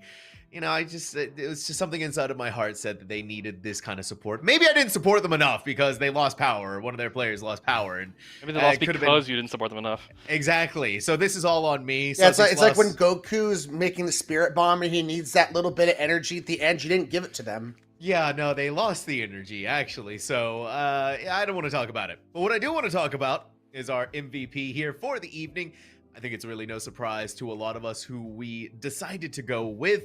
That choice being the support DPS extraordinaire themselves, Smurfing. I mean, Billy, right? Looking at this player and how they switched roles, not only that, but also gave us a tour de force on the Tracer. Yeah, I mean, flexibility is always good, but I mean, the support play was damn good. And then the Tracer was very surprising to me. Actually kind of owning Survasa as their own. I like that. So, I mean, when I see something like that, support heroes don't get enough love. And that's why I decided they need to be our MVP today. We all pretty much agreed across the board. Yeah, and Ray, like what Billy said there, support heroes don't get enough love. Support players, right? The DPS ones, the DPS, whatever, Chads out there are doing so much work, but a lot of that is being enabled through the effort of a good support player that often quite unsung. And Smurfing, well, today we're singing their praises, but we also got to see the flashy DPS play.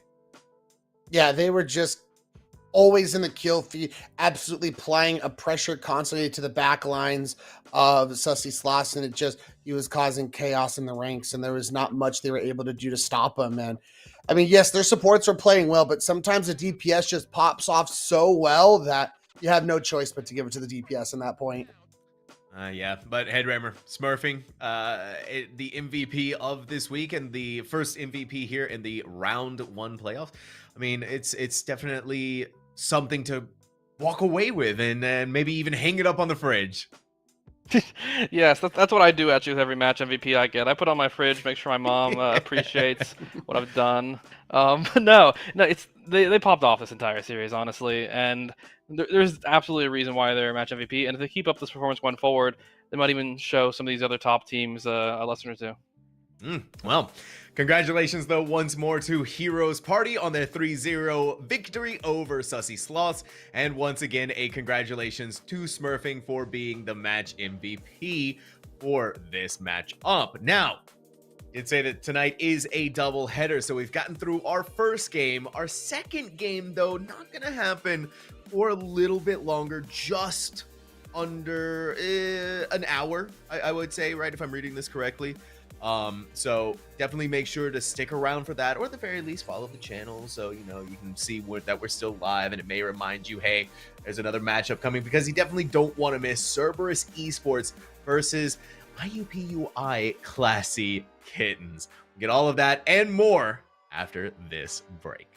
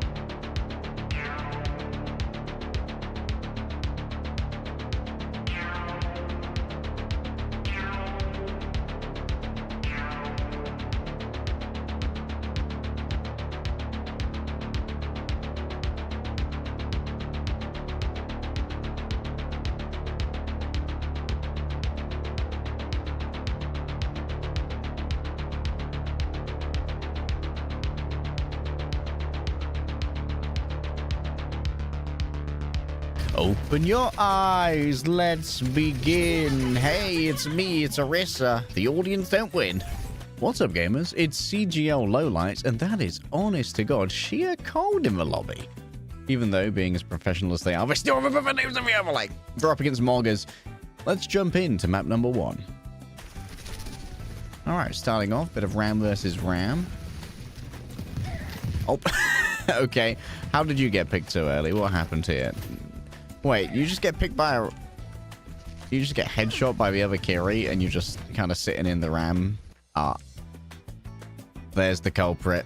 There it is. I reckon this is going to be it. Oh, wait, no, maybe not. What about culprit number 2? Ah. Yeah, this one seems a little bit more on target. Boom. Dinkies. Oh, wait, was it 2 body shots? Oh, no. Wait, what did you TP to? What did you do? What did you do here?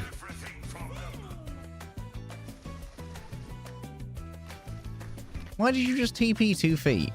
Are you that worried about NKZ? Huh? Well, but why? God, putting the shield up behind to block off these heals from PP, very, very strong there from our boy Nevj. Nevj. And the award for easiest name to say does not go to this guy. This seems like an unideal choice, but that's okay. There's always the Sky. Oh no. Wait. What is this projectile arc, bro? What happens here? Oh, I see. Turbo Smooth is it creates an opening for this guy to just rush down PP. Or LP. LP. Listen, if you've got a name like this.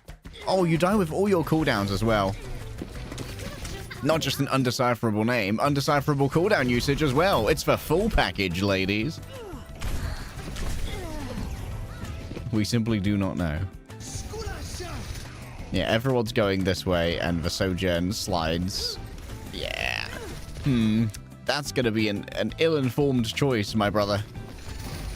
And here are 4 reasons why that's an ill-informed choice. What is bro eating? Homie is javelin spinning the voices. My demons, I must stop the incoming fire. I guess looking for the Sojourn fire that's coming in, hoping to eat like a rail or something. There's no way. I have bad news for you, Strebble. You've made a poor job of dodging. Wait, where is that Suzu going? Where is that Suzu going? Okay, so we missed the stick on Condi. And I believe Strebble gets confused about where it's coming from. LP does throw out the Suzu. Oh, yeah. LP has a favorite child. And it's not Strebble. What do you see? What do your elf eyes see unto? Oh, wait. Did Will have the healing aura from the self-heal? I think they did. I think Will gets a healing aura from recovering HP, just from being out of combat, and it activates the hunter senses of Unto. Yeah, because it can't be the Lucio aura. It must be the healing aura just from recovery. And Unto sees like a couple of pluses floating and goes, pretty sure there aren't floating pluses in that area of the map. One more time.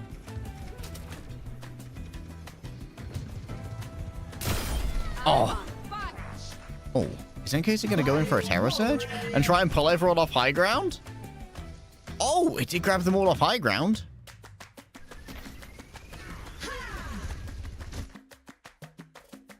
Oh, and Unto, I think, I mean, I would say splits in the wrong direction, but I think this is just a great Terror Surge, and Unto kind of panics about where to go. I would have thought the obvious answer, especially when you're landing on this side of the Orisa, would be to go that way. But the obvious answer sometimes isn't the best one. Sometimes you want to engage into the middle of the enemy team and take twice as far so you get hit by the Terror Surge.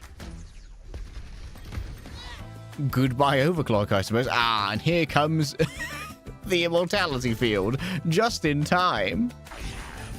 Oh, Condi manages to split off real well here. Oh, Strebble hoodwinks.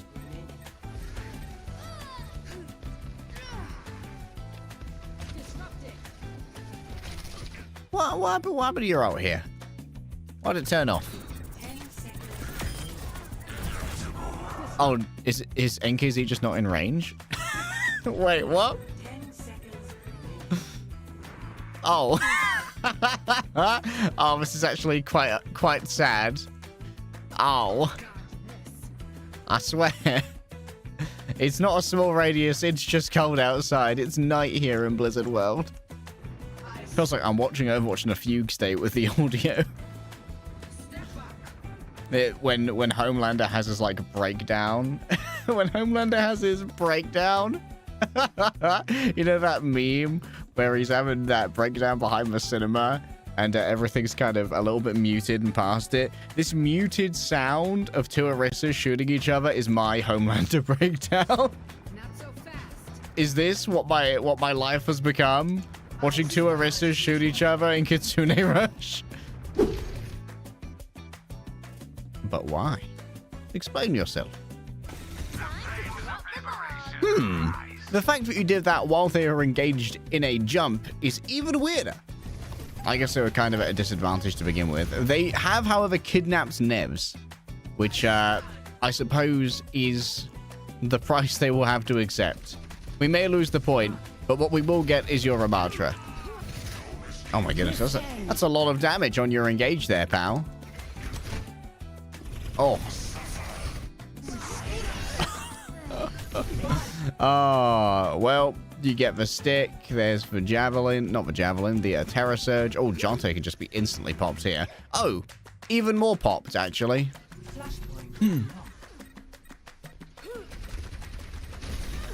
This is quite a sad annihilation for Nevs. Thought that maybe there was a chance to shut down this overclock. That's where you are wrong.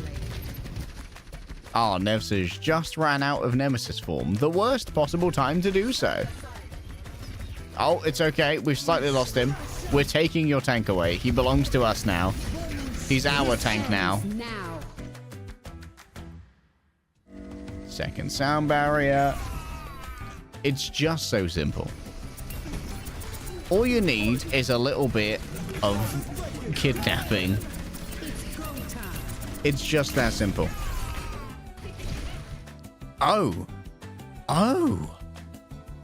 I was an adventurer like you until I got stuck on the knee.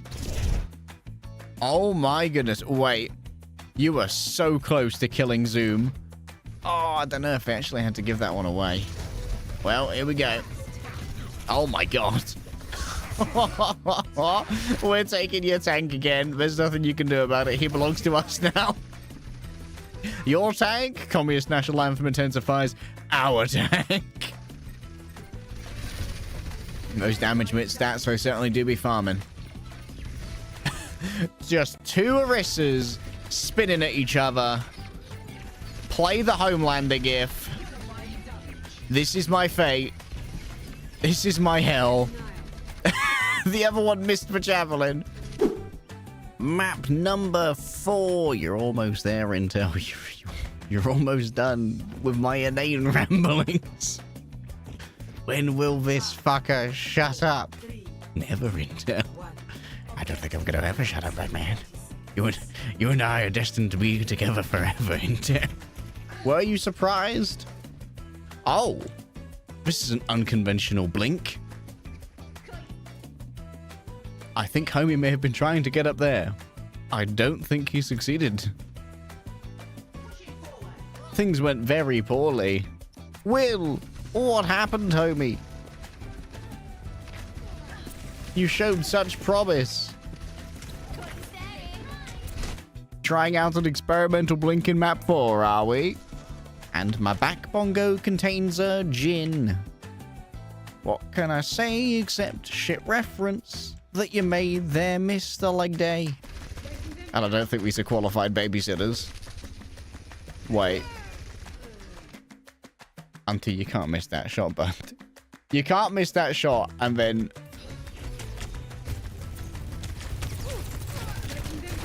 Oh no. Oh no. You just... Bro, Conti just creased your J's. Oh my god. The way Orisa flops when she dies goes crazy. 4 limbs and none of them have any motor control. Later. Whee! Holy frisbee, bro. Becomes some kind of elder horror. Ah. And this is where the barrier, being early, does hurt slightly.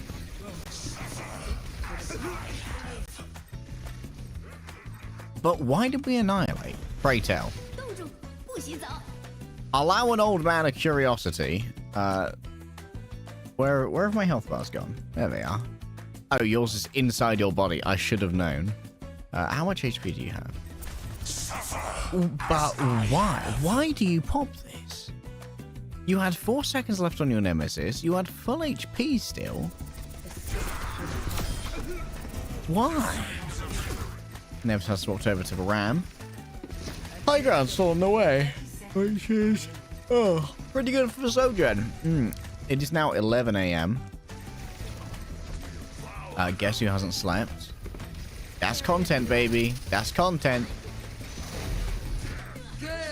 Alright, and everyone goes, what are you doing over here? What the fucky wucky? How did you end up over there? Do you just do, like, the world's longest fade? But why? What's the play? What's the play? Well, Jonte's dead. Oh. Wait, the world's longest boy on the pulse bomb? Ah. Oh, so sad. Ambitious from Will, ambitious from Will. Sticky Willy, he ain't. Okay, Condi's been stuck. Oh no, is this gonna kill both DPS? Oh no. Oh no. Oh, that's one way to lose a fight that you shouldn't be losing. You gotta stand still. Where's this going? I feel like there has been a miscommunication here. We're all heading into Mega. And while this do be, in theory, good Kitsune, everyone's leaving. Oh, caught me yawning. Everyone's leaving, bruv. Ooh. Okay. That's not a terrible wall. Okay, wall crosses wall here. Here comes the visual clutter. Everyone can prepare your brains to be absolutely melted. Myself and the cabin crew would appreciate that. If you're gonna make $1, you gotta have some sense. That's a saying. I don't know if it's real. Certainly wouldn't be one that a British person would have heard before. Whereas ours would be, well, if you want £1, you gotta have a big penny. My goodness, the white boy fox. It finds prime spicy. The most white boy fox I've ever seen. Oh no. Is NKZ pulling a pulse bomb into... Yes. Yes, he is.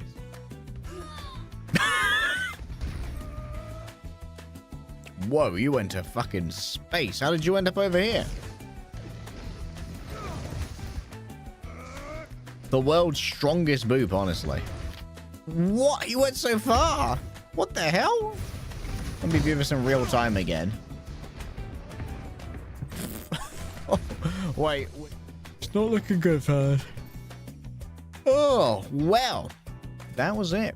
Thank you so much for watching. From myself, Intel, and CGL, we hope you have a fantastic week, and we'll see you next time.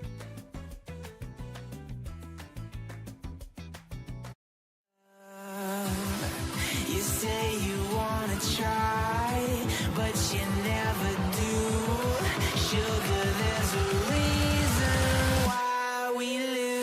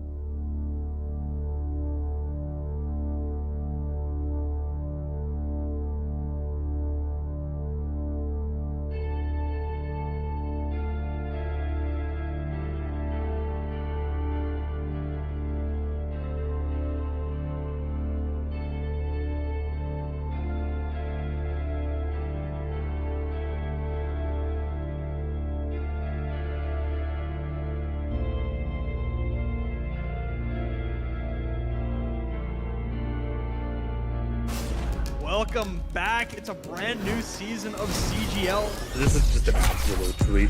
These players are so damn good. The talent on these teams is undeniable. Everybody on every team right now is making plays. It's going to be an exciting start to the season, and it'll just get better from here on out. We're about to step to a whole new era of Overwatch esports. So much exciting action is happening here on CGL that you do not want to miss. Look who's starting it all off. It's Raven. No one necessarily figure out what is the right way to go just yet. What a nice roll through one thing. It's just gonna solidify everything within those. Does come back, and Arsario gets the mech, but I don't need a mech. I'll kill 4 anyway. This is just a highlight reel for Arsario right now. They're making a statement in the EU Masters here. This patch is still incredibly fresh. There's so much to learn, so much to change about the way we play the game. NKT, but the shatter is colossal. Let's get it going. Trades keep coming through. Laura's, you're gonna be able to find these shots true. Idu on the overclock with 2. Here comes an Annabelle, immediately goes back, finds skills, slicing and dicing their way through 2-3, so back and forth.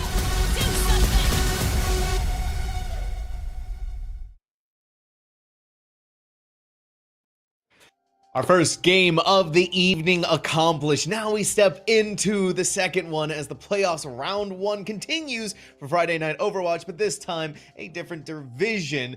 Well, along with it, we're going into the PC NA Open tier. Now, hello everyone, my name is Sam Talks. Joining me on this beautiful, amazing desk, we have 2Tryhard Ray, Chef Billy, and Headrammer to help guide us through tonight's second game of Cerberus Esports versus IUPUI Classy's Kittens. Ray, a good matchup that we have coming up for us tonight. Yeah, it's going to be a great matchup between two of these teams. I mean, just look at the logos in the little corner. I am in love with IUPUI's logo. It is just fantastic, man. There is nothing to say about Cerberus' logo because I think it's nice. Their logo is nice and slick, but just it's a kitty with like the iPad. That is so great, and a top hat. We are adorable. Headrammer, we are on board with the logos, right? We had a battle of the logos in our previous matchup. This go around, it seems like for Ray, clear cut. What about yourself? Is it all Cerberus Esports, or is I kind of like the creativity that we're getting from Cerberus Esports, right? The C encompassing the E. So I don't know. Last time the logo, I preferred that team lost. So I don't know if I would curse them by picking the logo, but I do like the IUPUI logo better. Pretty much exactly what you said. The Cerberus logo is pretty slick, but I really like the uniqueness of the IUPUI logo. I like how it kind of includes all those little qualities to it, and this gets the winner in my book. Okay, it's we've gotten 2 now for the IUPUI Classy Kitten. Now, Billy, before we talk about the logos, I do want to talk about the teams themselves and the matchup that we have coming on tonight. Well, I mean, this was one of the funnier picking segments that we had during the NA picking show. A lesson just basically said, we're going to take the Kittens because we think we can beat them. We've been getting better throughout the season. So, I mean, basically, I think what was it Classy Crew said? He said, we're going to win this 4v5, and somebody's going to disconnect in 5 maps, and we're going to win the last map. So, I mean, there was a DDoS threat in there. Yeah, wow. The DDoS gate. DDoS gate is coming to fruition now. We've been waiting for this one. So now, I mean, there's like 3 computer science majors here for IUPUI. So I'm watching very closely here, Classy Crew. I will get in your DMs if you make this happen. But, I mean, seriously, this is going to be, I think, a very closely contested contest. IUPUI did win 3-2 earlier in the season.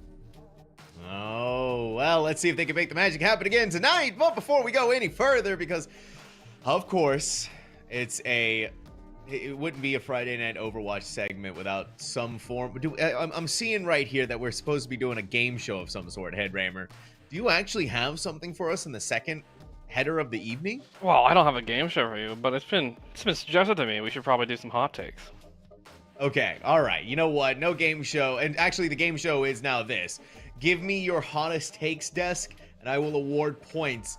It goes from icy cold all the way to Carolina Reaper hot.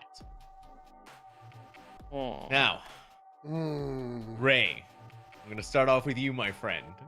What is your hot take? It can be Overwatch, it can be CGL, it can be anything as long as it relates back to Overwatch.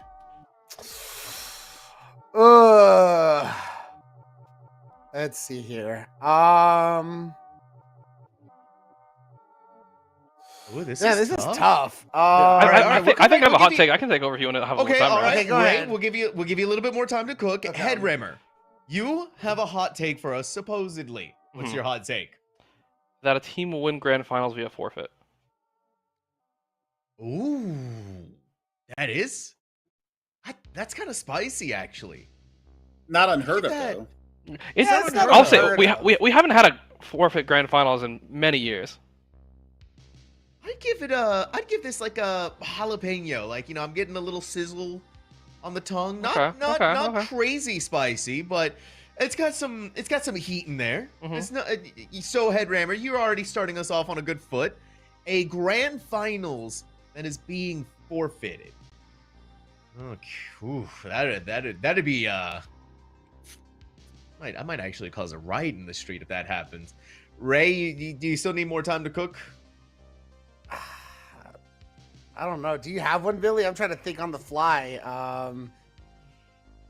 Isn't what the casters do? Casters, like, it's on the fly thinking about speech, like saying some fancy No, words. you're right. I just Headrammer, we're on the desk right now, okay? It's a completely different train of thought. Oh, this is just why you guys don't do good in the GeoGuessr game. That's like... Billy, you gotta what? It's gonna come out that Headrammer is actually... No, that's not a hot take. That's a known quantity. Well, no, I'm curious here. What is this referring here? That you're actually under 5 foot. Under 5 foot. Well, let me just start stirring it up. I mean, wait, you're not standing up. All right. It's been spouted around that people do not believe that I'm actually almost 6'7". So there's gonna be a lot of pictures taken. I thought you said you were 6'5". No, that's not me. I'm 6'6" and 3/4. I am 1.99 m. Okay, I'm bringing the tape measure to Dallas. Please do. Might have to jump. I'll do what I'll have to do. I'll bring out the stepladder and everything. I know I'd had to jump to reach up there. Jesus Christ, Billy. You are a veritable giant, my friend. But a lovable giant. I am. I'm a big teddy bear. Let's see. Spicy takes. I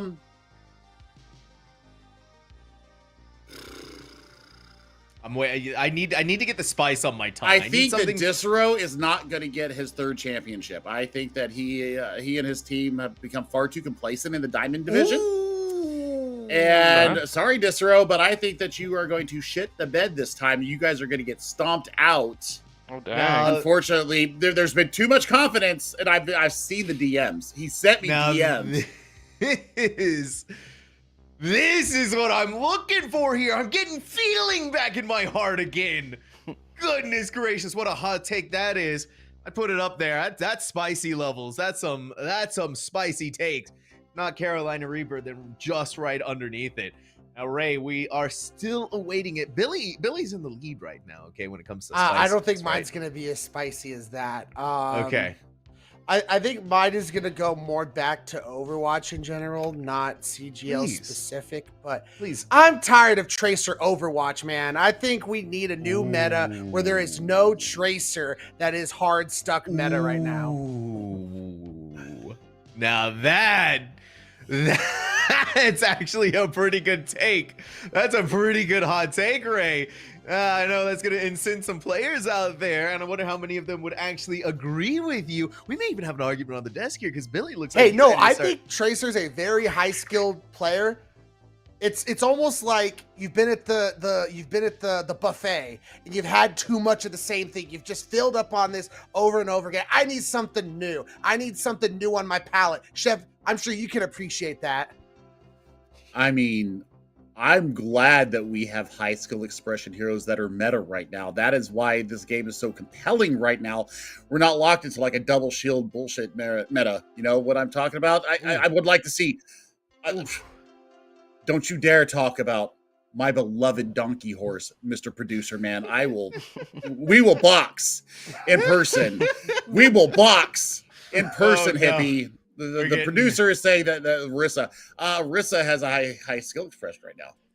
And the fact that she is still meta, even though they're trying to debuff her again and again, just dominates. I think they should buff Orisa. I think they should buff Orisa. I think they need to bring her Hulk back. That's the real spicy take. I think Orisa bring needs the vertical Hulk ability. back. If she aims her spear upwards, you should be able to twirl it and fly like a helicopter. Our first aerial tank. Yeah. That can actually stay up there. No, if anyone gets that head rammer, it's going to be Reinhardt, okay? That guy actually has rockets on his back, and he should be the one to fly first. I want a character that grants fall damage to other characters. That would just be cruel and unusual types of punishment. Imagine jumping down from the top of King's Row and you break your... Yeah, the character's Hippie's right. Hippie's right. Overwatch 1 Orisa is better than Overwatch 2 Orisa. Are we saying better as in more fun to play or better as in stronger? Yes. Okay. No, I think Overwatch 2 Orisa is more fun to play. I miss Holt. I miss freaking with people bongos. when they're trying to get into position. No, Holt is and a cool ability. Yeah, I agree. But I think I don't the know. overall I've always character been engagement is bored way by- better. I don't even want the I don't shield. know. I just want the Holt. I just want Holt back. I want Holt back. I love Halt, but like I have like just scars from double shield meta where it's like every time you're using Holt, you're just trying to combo with your Sig Rock. It's like, all right, pulling, and then the Sig throws. It's just like over and over again. Yeah, someone in your comms is freaking. What's the game where like someone yells pull and it launches the little thing that flies out and you shoot it? Shooting. Yeah, shooting. Yeah, you're just playing Overwatch and it's like pull. pull. It is ski shooting. That's what it was in okay. double shield. Yeah. Especially like on Temple of Okay. Anubis, the defense just sets up on that little high ground, and you're Oh just my god. pull rock, pull rock, pull rock. Yeah. I mean, that's giving me this some desk is starting to PTSD. sound.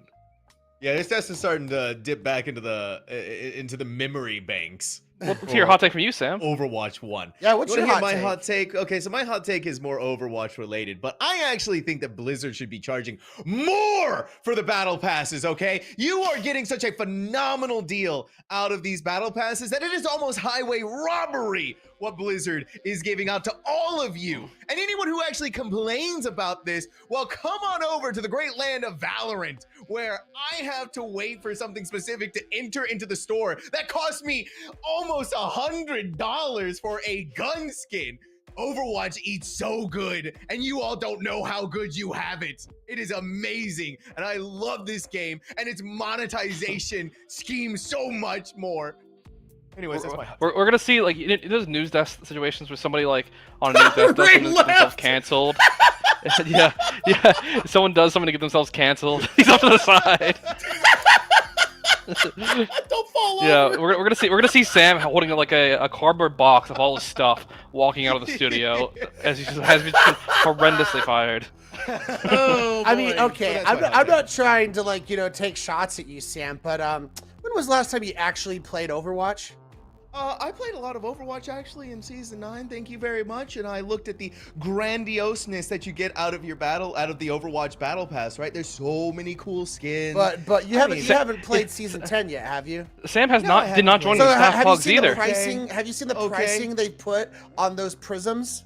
Okay, to be fair, I do understand the Prism thing because like they want you to get the battle passes too. No, I'm just saying like they are charging a lot of money on a lot of different things. Like I don't know what you're like off your rocker with that one. Absolutely, you're getting a whole hero skin. It's amazing, it's beautiful. You get to show it off to everyone out there in the world, and you even have a drop For the down low menu cost to be of able to choose. $79.99. Sam, do you have a marker or a Sharpie next to you? We can write #ad like right here.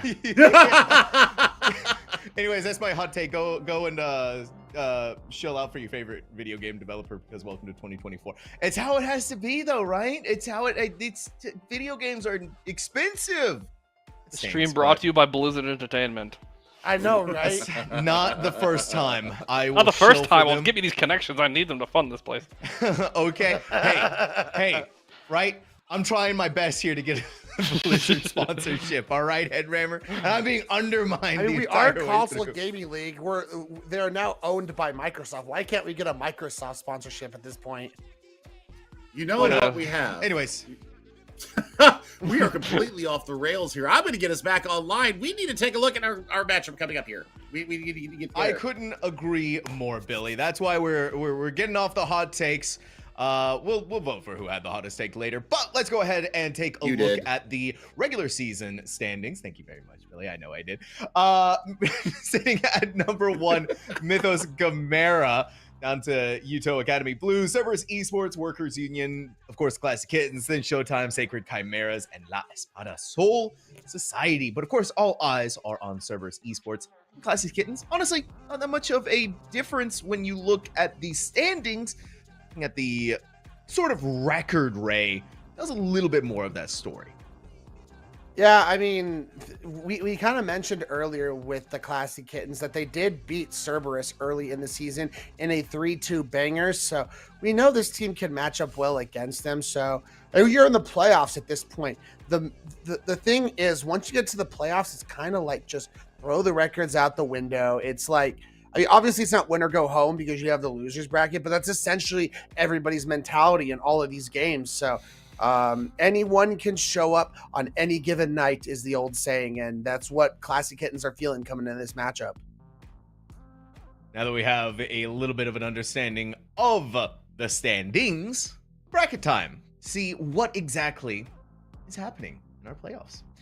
Mythos Gamera and Yuto Academy Blue sitting at a very nice little bye. Workers Union going up against Showtime, and Cerberus Esports is going to take on IUPUI Classies Kittens for tonight's matchup.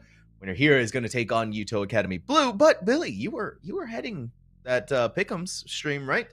Mm-hmm. You were talking a lot about the drama that was unfolding, and I'm feeling like we're going to get a lot of drama here tonight. I think that this was the spiciest out of all the divisions. I think NAPC Open was probably the spiciest.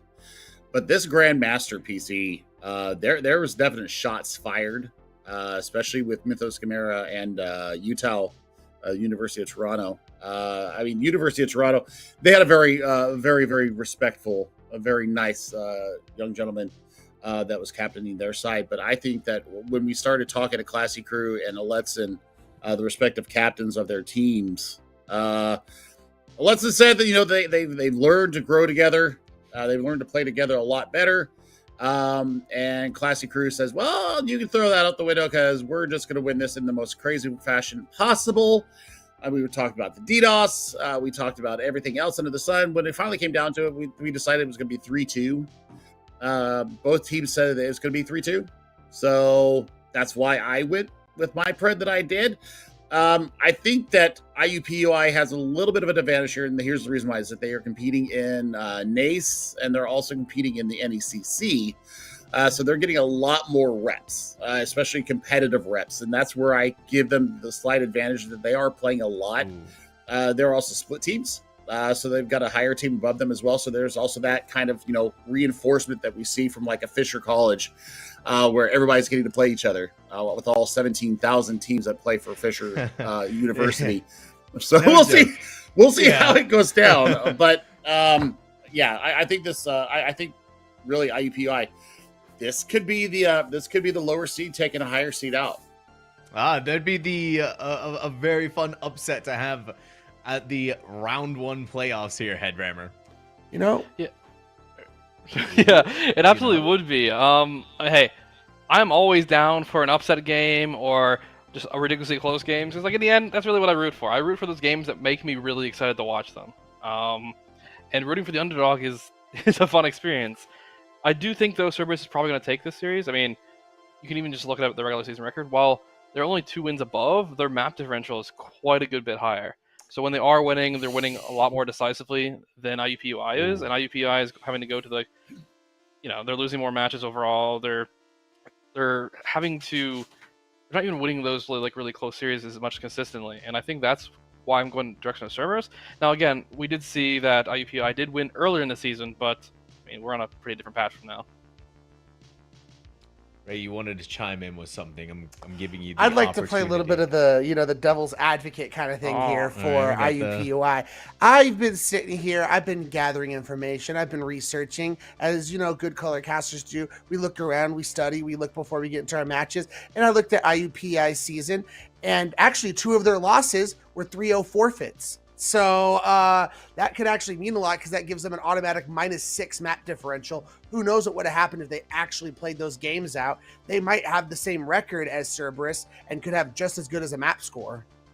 Although that could also just mean they have problems getting the players they need to show up, so they might not always have the lineup they need. I mean, as Billy mentioned, they compete in NECC, they compete in NACE, and I mean those are pretty big time situations there. So maybe they prioritize those a little bit more over this. But I mean, you never know. I'm just saying, and they beat this team, so they got a lot going for them. Do the Kittens? Billy, anything you want to add to this? Because I'm kind of watching some sparks happening, and you're the one who's separating the two of it. Nope, I'm getting popcorn. I'm dancing to it. I'm having a wonderful time here. Normally it's me getting all pissed off and stuff, but normally it's me and Billy going at it. Look, Ray and I got to spice it up a little bit here. Look, all I'm going to say, Cerberus is... Guys. Look, we had the DDoS threat. Cerberus has, they're set up their antivirus, their firewall's up, they got the DDoS blockers up. I mean, they're fine. Guys, the hot take segment is ended, okay? We can calm down now. We can relax. No, it's never over. It's never over. Oh no, it's never gonna be over. And for one of our teams, we're gonna find out if it's gonna be over for them tonight, and they're gonna dip into the losers bracket. So let's see the Cerberus esports lineup and see exactly what they're going to be bringing out for us. We have none other than the amazing Sino, Shippy, Alizan, Trick, Midnight Mirror. Billy, right? This is a team that lost to IUPUI early on in the season. They've had chances now as we have progressed, and now we are in the playoffs to right that wrong, and this lineup needs to make it happen. I mean, all things are go through Aletzin, and I think that Aletzin is going to have to show some growth. Yeah, they've got a 6-2 record, but I mean, Spot, I believe, forfeited the season, so everybody got a free win because of that. That's okay. So, to clarify, that isn't how that works. Okay. The past scores don't change. It's just it's just from whenever they drop out. That's when things happen. Just for context. Very well. I still think that Let's have to prove something to me. That's how I feel about this. He needs to lead from the front, and we'll see how it goes down. That we are, and regardless of whichever way it goes down, at the very least, you've made it this far. You've gone the distance to get into the playoffs, and even if you fall, you still do have the losers bracket to run through. And so now, with Cerberus done, let's go ahead and take a look at IUPUI and their lineup. Nothing too crazy or out of the ordinary here. Meek, Swanky Sloth, Classy Crew, Reaper 608, and I Donut. Ray, you were their advocate. You are their believer. Don't pin me as that, Sam. Do not pin me as that. I'm backing out already. Yeah, you already put that on there. No, I said I was playing devil's advocate. Yeah, exactly. So thusly, you are the advocate now for IUPUI, and now you need to tell me what this lineup is all about. Listen, I don't mind telling you about the lineup. I'm just saying, don't paint me as the Sam of Sussy Sloths last game. Is all I'm saying. Okay. Anyway, yeah, I mean, lots of talent on the squad. As Billy had mentioned, a lot of them play against, in NECC and NACE, against a lot of different colleges. And like he said, the Fisher experience going up against all different levels of teams within collegiate, which gives them a big advantage in competition. And just this roster's got a lot of talent on it. And I'm just going to say this, I'm a big fan of a lot of their names here. Swanky Sloth, that's pretty cool. I'm just imagining a very swanky sloth. And then Classy Crew, I like that too. Headrammer, any of these names that you like? I'm personally a pretty big fan of I Donut. I mean, I really, Me too. The unfortunate thing is, per their team information sheet here, it says they do not like donuts. So I take that back. Actually, I feel betrayed and disgusted that they would abuse the great donut word for such nefarious purposes. But no, all these players though, they're across all the different IUPUI teams. Many of them came together from the Jaguars, the public teams, Fashion Only fans, Jaguars. They've been competing for a while, and they have a lot of that experience in the same organization. So I think, from a synergistic perspective, I think they really should have that down. And I'm really excited to see what they got. And remember, if I had to come to you with a donut, I'd be asking for. I'm more of a just like, from a donut perspective, I mean, I think I'm just pretty basic. Just give me something with some kind of chocolate, basically, some kind of chocolate topping, and no kind of like, if I don't really need like the cream and tier or anything like that, and if there is that, nothing really like fruit based personally. Yeah, I agree. I'm not a big jelly filled donut person. I'm just a regular, good old fashioned glazed donut, and I'm happy. That's me. Yeah. Billy, you giving me a little shake of the head over there. You got this pose going on. I'm so disgusted with you guys right now. There's a whole world of delicious donuts out there, and you're talking about glazed donut and give me a little chocolate. I don't like cream filling. Give me a fried apple fritter. Those are good. Apple Those are chunks good. in it with caramel sauce on it. Give me a cronut. Give me anything other than a glazed donut. What? I don't know. I kind of like. I like the here. I like the donuts that are filled with like vanilla cream. Oh, those are really fine. Good. Yeah. Wait, Billy, can we get you at OWCS Dallas? Can we get you to do like the Kiriko donut pose where she's like has on the side? Yes. I will even put the ears on. Oh heck yeah! Oh my goodness. Well, that's a promise right here. That is a Friday night CGL Overwatch Chef Billy promise. We're gonna get the ears. We're gonna get the donut. We're gonna get the pose. But now we're also gonna get desk predictions because we need to know what we're thinking and what we're feeling on who is going to be winning tonight. I'm all for Cerberus Esports. The Classy Kitten advocate, Ray, says no, it's actually Cerberus Esports. Headramer is also a Cerberus Esports believer. The only one who has faith in IUPUI Classy Kittens is none other than Chef Billy himself. So, Billy. It's all about the kittens. They're going to come out here. They're going to absolutely stomp. Oh, man, but it's going to be a fun ride getting there. Seriously, classy crew. We've seen them in NECC. I mean, 3 of us here cast in the NECC for Overwatch. We've seen them play before. So I think that their growing pains have had a lot of good times. So meow, meow, meow. I'm just saying, meow. Meow, meow, meow. Now, Ray, what's going on here, buddy? Why did you go over there? This is why I didn't want to be pegged as their advocate, okay? Because I knew I printed against them, all right? But what happened there, You Ray? little faith. What's the breakdown going on here, buddy? You're giving me mixed feelings here.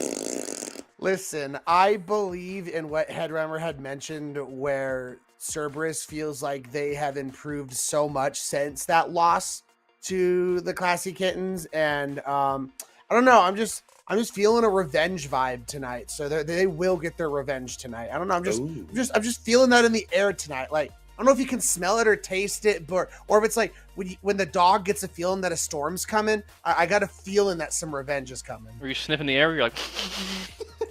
Yeah. No, please, I'm getting cats. I'm getting dogs on here. Swedish dogs go bjark bjark. It's raining cat and dogs. What is happening? Okay, all right. We're moving away from animal metaphors for just a second. Please, Headramer. All right, you are 3-1. You're the Cerberus Esports. You are in the camp. Not quite as firmly as me, but you do have faith in them. Yeah, I do have faith in them. They've worked a lot on improving the season. They have a pretty good record overall, including their map differential. And they've been putting the time. A lot of their roster's been together for a while, so they have that kind of synergistic perspective, and even which is extremely good after a recent patch where things have changed, things might be creeping more in the meta, and that's kind of really what can hold you together when things are a little bit more uncertain. When you have those things to fall back on, and I think that's a really good thing for them. Now, IUPUI is, no slouch in themselves, and I absolutely think at minimum they'll be able to get one map. And heck, I mean, we could even see a 3-2 series as well. I would not be upset about that. I mean, I will always root Great for me. the good series. yeah, okay. I mean, I take that back. Actually, I don't want Ray to win this. I'll take the 3-1. I want to definitively, win these test predictions. Hey, if we think about it, I mean, if Cerberus wins, at least one of us on the desk is going to be exactly right. Yeah, that is true. That's it's true, crazy yeah. though how the two of you are on the same side and yet still ready to fight against each other. That's pretty impressive. Look, to there's me. winning and then there's winning. Exactly. All right, Now. we've gotten an idea of what the desk is looking like. We've gotten Cat Billy, and now we're gonna get our casters' predictions, and let's see exactly what they're thinking. Ooh, Okay, Fletch. Now, Fletch is a little bit different here. A 3-1 for Cerberus Esports, but Megalas is confident along with Billy that this is still going to be a classy kitten victory. Okay, we've got a war raging across both sides, so it's not quite a deliberate understanding of what's happening here just yet. I'm just going to be honest, guys. I'm glad Billy's not the only one on the kittens, because if that was the case, the smugness from Billy would be so real if that happens. So at least we know someone else printed the kittens with him. Well, hopefully... I mean, because you've never been smug after a victory, ever. No, never. That's not me at all. Horseshit. Let's de-escalate. De-escalate. Remember, we're all friends. We're all here We to all are enjoy friends. the deaths. Disclaimer, Ray and I actually adore each other. We just have fun It is picking true. at each other. I don't. We do. It is true. I'm kidding. It's true. Oh. I'm going to sit on you, Alex. Jesus Christ. If you can What catch is me. happening? If you can catch me. Okay, let's... All right, you know what? We have amazing TOS, casters TOS. that are ready to take us through this Cerberus Esports versus IUPUI Classy Kittens game. Over to you in the Fletch and Mega Lass. Bye. Back from an interesting end of the desk, we're gonna get into the action here very soon between Cerberus Esports and IUPUI Classy's Kittens. I am joined for this matchup by Megalass. Megalass, you ready to keep the playoffs rolling here? Absolutely. There was just so much energy happening on that desk. But yeah, you have Cerberus, you have Classy Kittens, Classy's Kittens, I should say. They're owned by him, whoever Classy may be.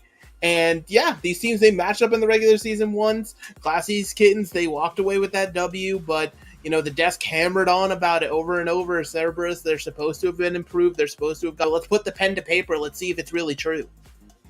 Yeah, and we do know where we're going to start to see if it is true. We're going to Nepal first, and I mean, as far as Overwatch has been in the recent times, I mean, you got to expect it's just going to be the horse coming in, the spear, the spins, the golds. It's going to be Orisa compositions through and through, unless one of these teams wants to come out on something a little bit silly. You could go a little bit silly. There has been, some sort of sparks, not necessarily coming off of the Orisa, but talking about Venture, new hero into the mix. Are they good? Are they bad? Can they fit into this sort of cycle we have with these two DPS we've been playing, the Tracer, the Sojourn, being so consistent? And I don't know. I feel like it gets really map dependent, but there can be those little sparks here and there, those one hero swaps that can make all of the difference in the world. Yeah, I mean, as far as Venture is a really interesting character in that they are terrible at any sort of range. So if you're going to play Venture, you have to play them with like a rush comp. It has to be a rush comp, or I just feel like they get no value. But once you are up in the face of people, Venture can get they just deal so much damage if you combo in well. And we're not quite gonna see Venture here, but we will see a couple of interesting comps that do not involve horses. I would be interested to see Cerberus Esports walk out. I was going to say that Weaver is not real. But yeah, I mean, it would be interesting for either of these teams. Obviously, these might still just be pivots over to the Orisa that you'll see at the last second. But hey, listen, unfortunately, the horse is just what it is right now. But Cerberus Esports actually looking to take a different approach with the Winston coming out here. They obviously have the Moira in tow with it, not necessarily valuing that cleanse, but instead just sort of that burst healing that Moira can provide, as well as those quick coalescence.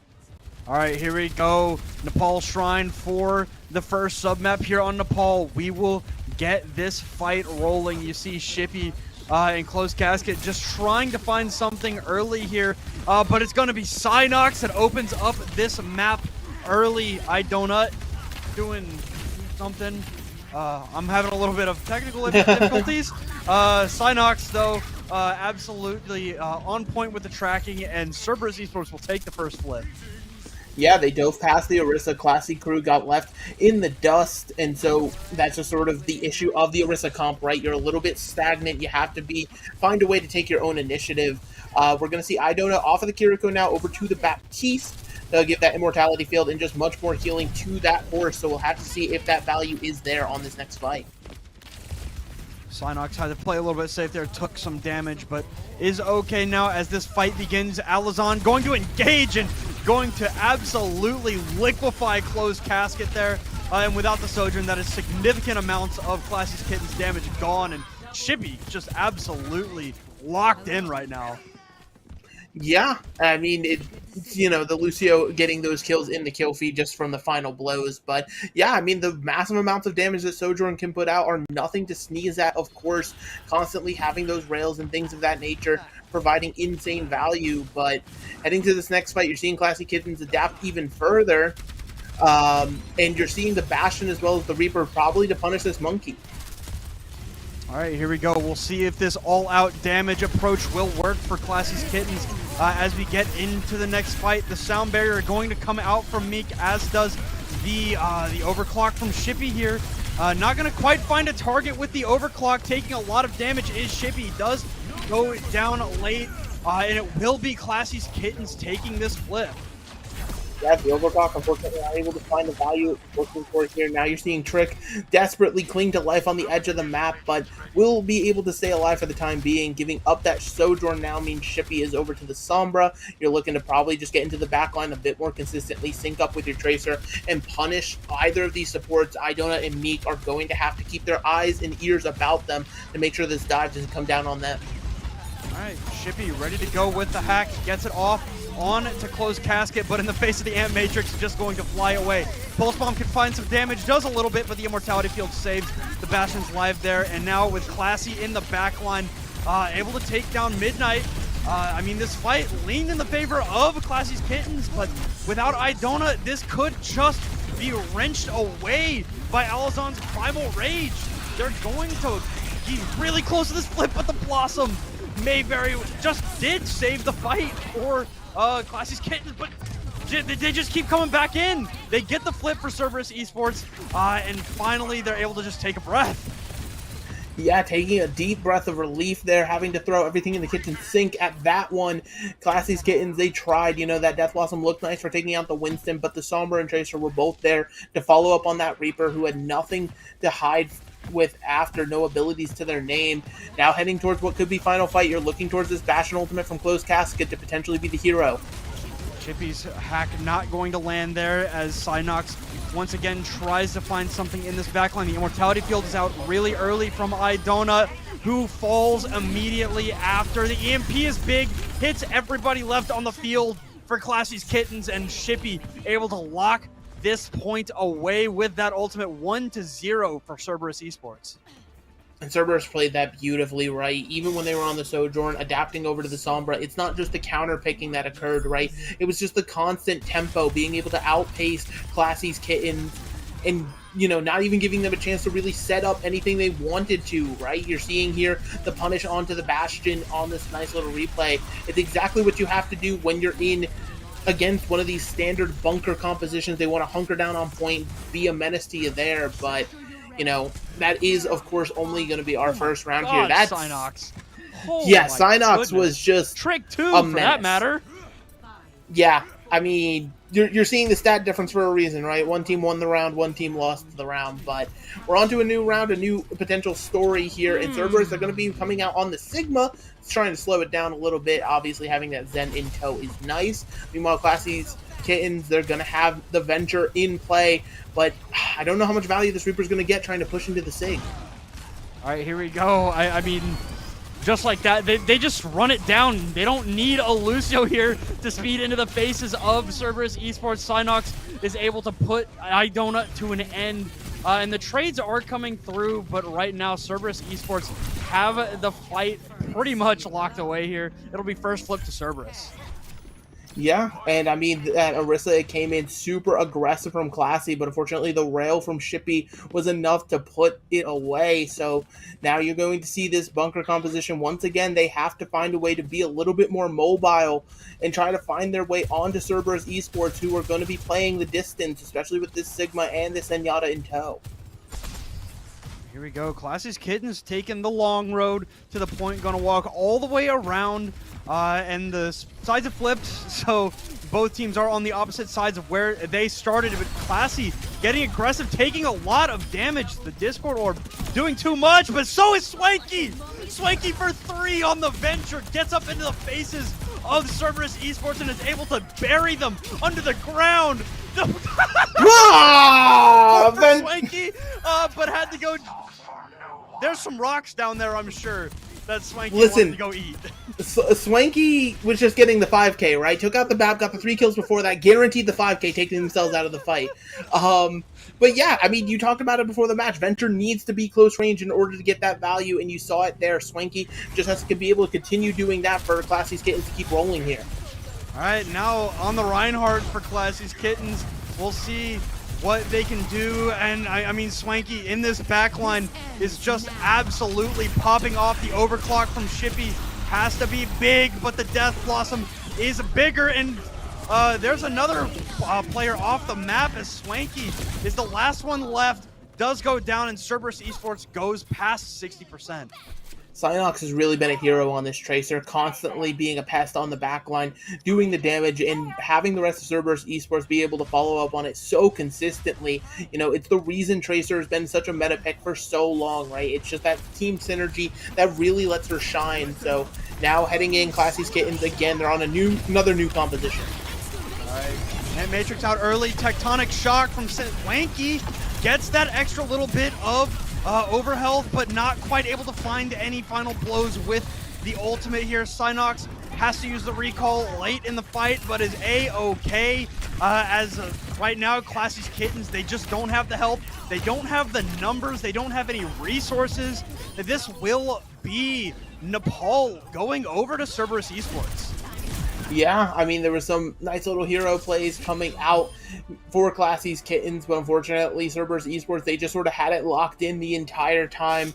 Obviously, you look towards that first round, they sort of just played exactly how they needed to, fast-paced tempo diving over and over again, but Synox, I mean, clearly the standout so far, played Tracer both rounds, and you can see why with sticks like that. I mean, it's just absolutely crazy to see, and, you know, it's going to be on Classy's Kitten to find a way to respond to a DPS player going this crazy.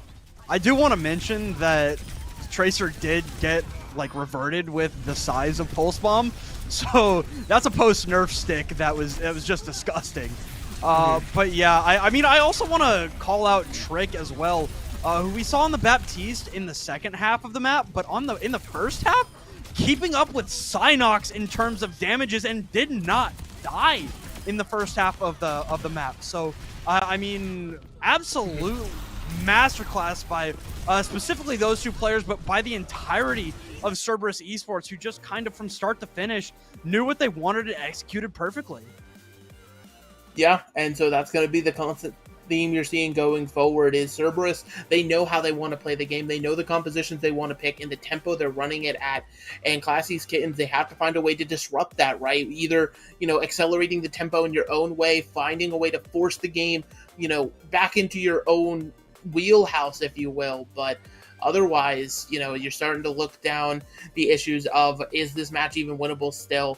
But, you know, it is just one map. You can't sit here and be all doom and gloom yet, despite these lovely scoreboards that you're seeing. But yeah, Fletch, I mean, it's just going to be a very interesting set going forward now that we've seen both teams not even necessarily forcing the Orisa comps either, just sort of flexing around a little bit, having people play what seems to be comfort picks.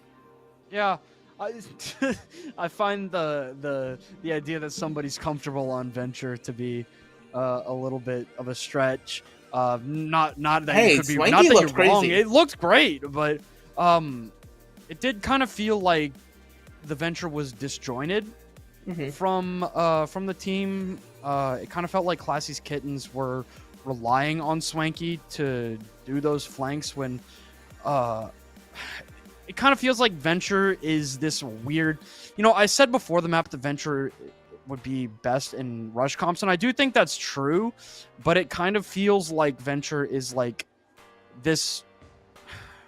They're like a hybrid dive rush character where if you want to consistently follow up on kills and damage, you have to have more than just the Venture on top of somebody. And we saw Swanky pop off one time alone, but it felt like the rest of the time it was Swanky alone, maybe able to get one pick, but without all of that extra supplemental damage that the Venture can provide when your team is all grouped up. It kind of felt like Classy's Kittens fell behind in the damage race. Yeah, and I mean, there's obviously that debate going around with a new hero, right? What's the optimal way to play? You have a lot of people saying that, Venture, they can be really good with that team synergy, but also from a displacement perspective, being able to sort of dig underneath the enemy team, pop up, and just force somebody out of position. It's a very nice play style, but it requires an insane level of execution, and I'm not saying it's beyond either of these teams, but it is definitely going to be something tricky to pull off. But maybe our next map, it'll be exactly what they need as we are heading on over to Midtown as Classy Kittens pick here.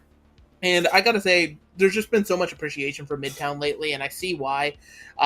Good song. Such different architecture. Good song. You said good song? Good song, yeah. Is there a song called Midtown?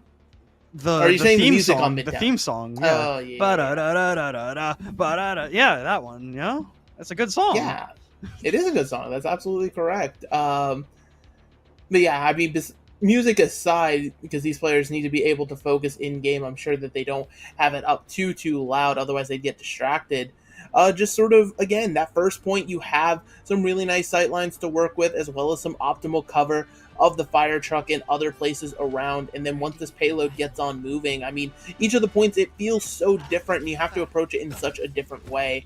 For the defense here, Cerberus Esports, they're going to be running out on the Ramatra, but they have the Mei in tow. That's going to be sort of the asterisk as to why you're running Ramatra instead of Orisa.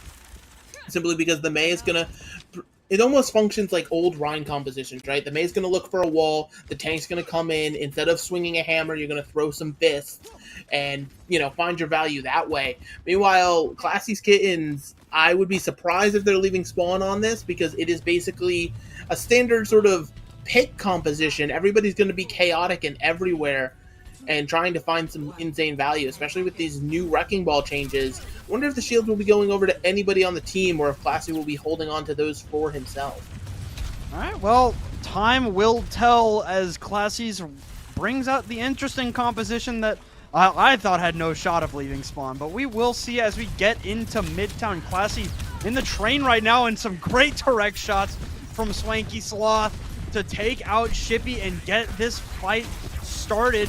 I mean, this Pharaoh right now just dealing so much damage. The Immortality Field from Trick came and went very, very early. The Ice Block forced out now by Synox as Swanky continues to just fire unrelenting from the sky. Nobody to contest this but Trick, as Shippy going to return on the Ash. We will see if the Ash can find some value here as Swanky decides to change targets there and take down Shippy, but the trades are there in spades for Cerberus Esports. They're able to take out Swanky, and they're able to take out the rest of Classy's Kittens, and they're going to hold on here.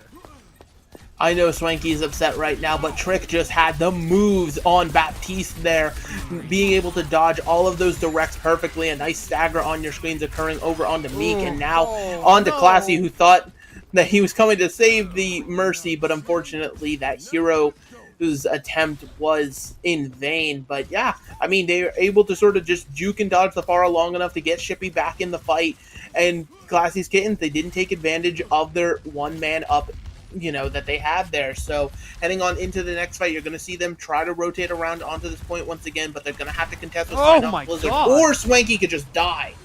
Yeah, I mean, the res is going to come out early here, but that is a very, very important cooldown that Classy's Kittens, they just don't have going into this fight. They have the barrage, which Swanky definitely wants here, but in the face of the amplification matrix, they will be dissuaded. The loss of Midnight Mirror for Cerberus Esports will not be a good thing, and especially with this Kitsune Rush, the speed is in the hands of Classy's Kittens, and I mean, the numbers are just so far in their favor, it's not even funny. Cerberus Esports will fall to the wayside. Classies are going to cap point A. Yeah, beautiful. They waited out Trick's amplification matrix, and they were even able to force the Blizzard there at some point. I didn't even see it go down from Synox, but then the barrage comes in after the amplification matrix. It does all of the damage it needs to clean up that fight with the help of the Kitsune Rush. And so now you're seeing a bit of aggressive positioning come out here from Cerberus because they don't want to give up this corner for free, especially knowing that Classy still has more ults to burn. All right, you see Alazan there in the back line, but once again, Midnight Mirror is the first to go down, so it's up to this Annihilation to find significant value, and it does just that. Alazan good for 2 with the ultimate, and Classy's Kittens are just stifled. Yeah, Cerberus is telling them that they have to pay for every inch of payload progress in blood. I mean, Alazan that went in super aggressive there, almost alone, right? Nobody had line of sight on that Ramontra, and to pop the Annihilation, come up with those picks, super, super crucial for continuing to hold this first point here.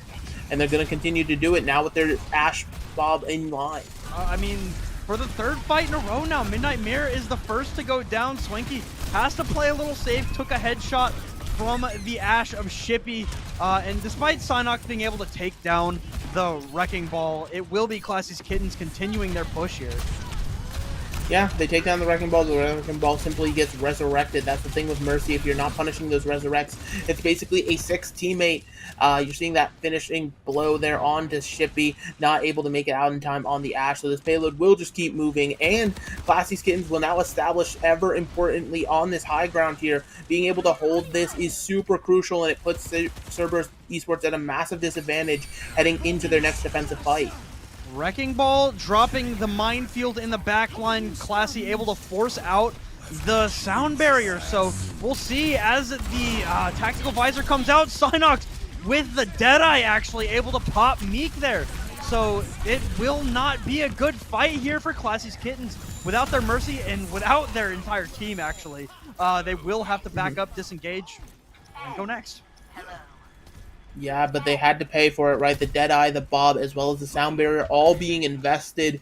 Meanwhile, Classy's Kittens, I mean, they actually did have to invest a fair bit themselves here, still holding on to this Pharah Barrage, as well as another Kitsune Rush from iDonut, but I feel like it could set up exactly like first point, right? Truck's going to use this Amplification Matrix, and it's going to cause Classy's Kittens to force a disengage before they go in with their own ultimates. All right. Swanky does have this barrage ready to go, wants it, gets it off, but does not get anything with it. Shippy immediately able to burn down the Pharah, and Alazan up here just throwing out punches. Shippy cleans up Classy and Classy's Kittens. They just cannot keep up right now. No, I mean, they're sort of outpaced. That Pharah got predicted way too well, so that's why you're seeing Swanky Sloth. Now over to this Sombra. Very interesting pick. It means that they're going to be wanting to dive a little bit more aggressively, but they're keeping the Mercy, at least for the time being, here from Meek up, as I say that, finally back in the spawn room. To go over to that, Lucio makes these dives feel a lot more synergistic, and we'll have to see if the value's there. Yeah, Classy, I mean, getting stuck there is not something you want to see with the magnetic grenade to hinder a little bit too much, and Classy's Kittens gonna opt to just not fight here. Yeah, and they can't fight, right? They don't have enough time, but Swanky Sloth still going down, just found out in the backline on this Sombra, and that cannot happen, right? You're below 20 seconds now, coming into what's going to be your final fight, unless you can get this point B capped, and you know that Alazan has been holding on to this Annihilation on the other side. That's going to be a massive point of Cerberus being able to contest here. Closed casket, very, very low. The hack comes out onto Shippy, who just flies away here, but Swanky does not have that same luxury. Goes it down first in the annihilation, dealing so much damage, but Synox and Shippy are the ones with the final blows, and Classy's Kittens cannot get through the stone wall that is Alizon and Cerberus Esports. No, they cannot. And I feel like while the Pharah was fun, they stuck on it a little bit too long. They waited till there was a full double hit scan in their face to make up any sort of swaps. And it's just about those adaptations, right? You need to be able to change up on the fly, make those decisions a little bit quicker so you don't get stuck on these compositions that are inferior, because, you know, being able to build up towards, you know, something like an EMP could have been massive for that final fight there if there was just a swap that comes through a little bit sooner. But Alizon and Cerberus Esports played that perfectly. They cycled their ults in such an amazing way. And so now here on their offense, they have a very manageable goal. They just have to get, it looks like, just over halfway through point B here to get that golden box of victory and move up 2-0. Yeah, it's going to be an uphill battle for Classy's Kittens for sure. And Synox, over the course of the first map and a half, 3 deaths, which is ridiculous. But having himself a match, Trick playing just as well as the rest of as the last map. But yeah, I don't know.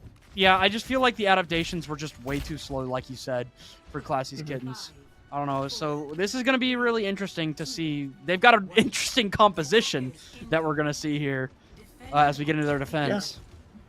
Yeah, they're choosing to opt into the Bastion as well as the Junkrat here. A lot of spam damage to try to poke out potentially against this Baptiste, but Cerberus Esports with the double hit scan means they're going to be able to poke at range, and so that's going to be sort of the war that is going to occur, and you're going to have to see if that spam damage pays off and if they can get those cheeky little picks that they're going to be after.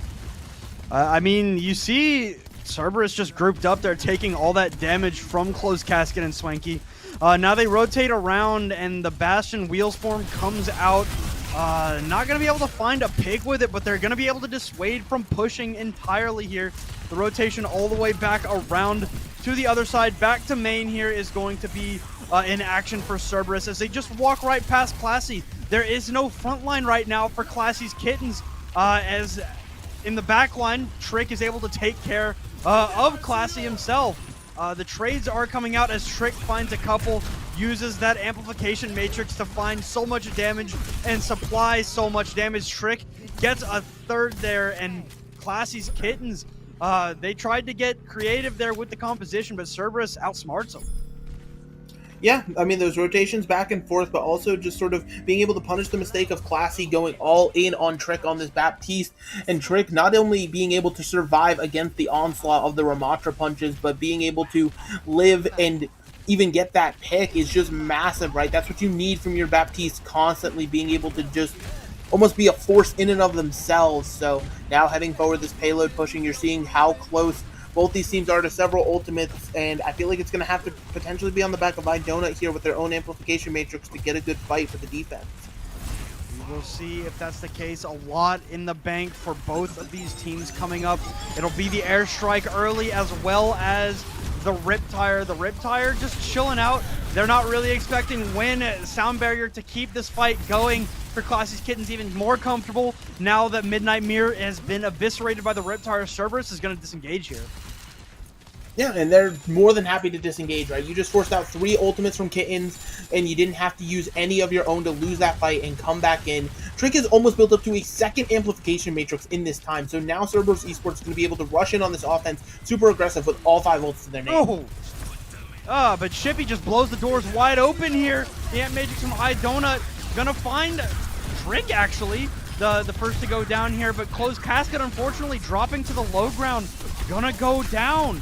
Now Alizon with this annihilation. So much damage once it's cleaned up by Synox. This point should be really close to the golden box.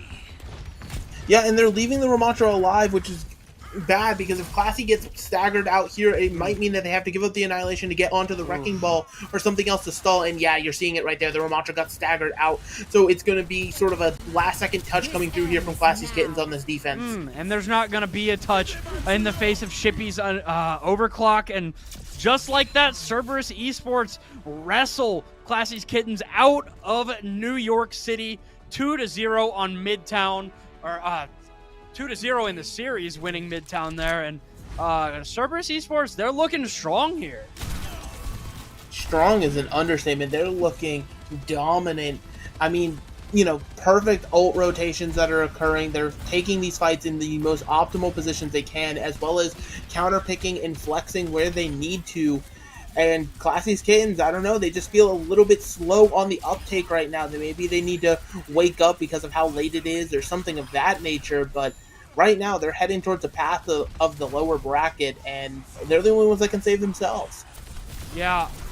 I mean, right now, it just feels like Cerberus Esports has 2 supports and 3 DPS. I mean, Trick is doing so much damage and healing right now that it just genuinely feels like they have 6 players on the field. It's actually kind of ridiculous.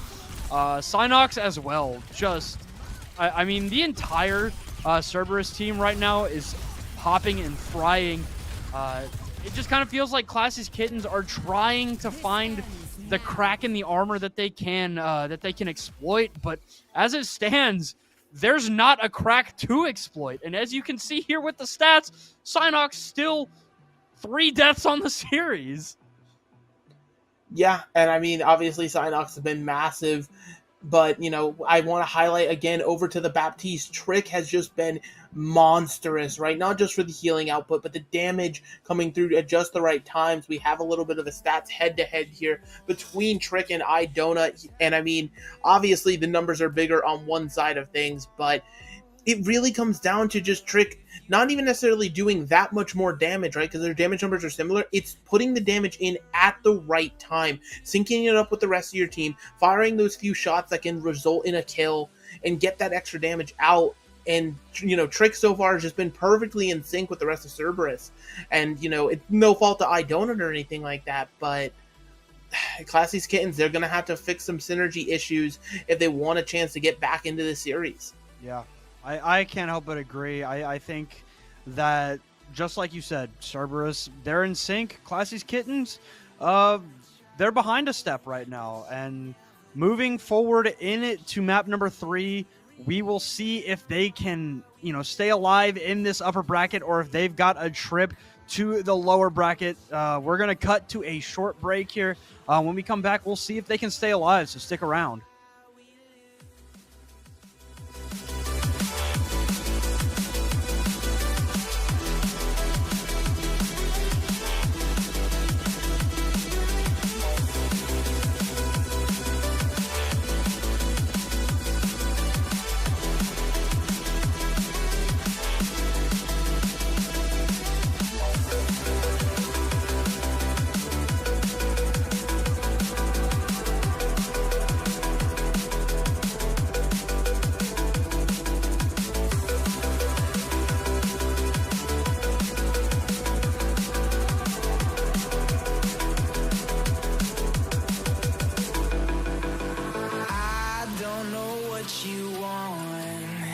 Let's have a bit of fun till I downfall. My love, if you feel like I do right now, don't say you're on the run to the other side. My love, you say you wanna try, but you never do. Sugar, there's a reason why we lose.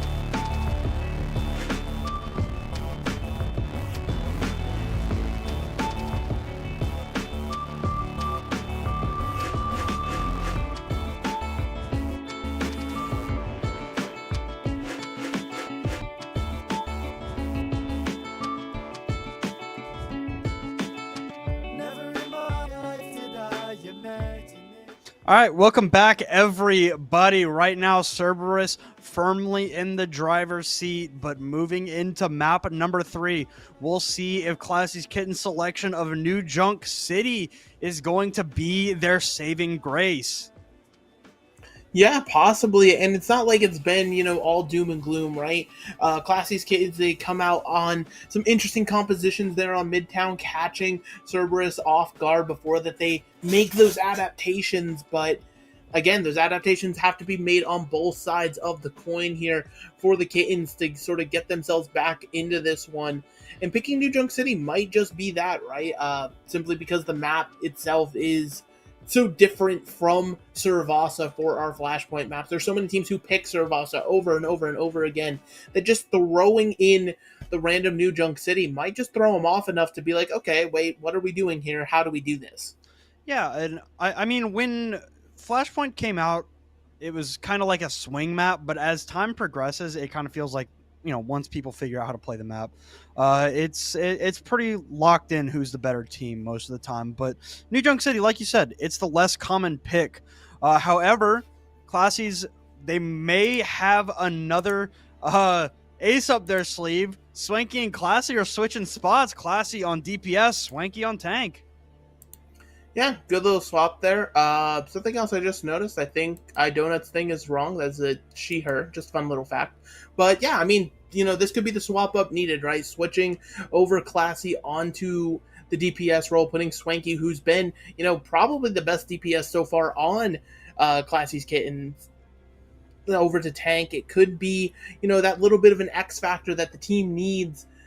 Maybe just somebody who can initiate more, communicate in that more effective way. And who knows, maybe Classy could just be the next prodigy here on DPS. But heading on into New Junk City, I feel like the compositions are going to get a little bit creative. The only thing I feel like you can really guarantee from either of these teams is a Lucio will be in play.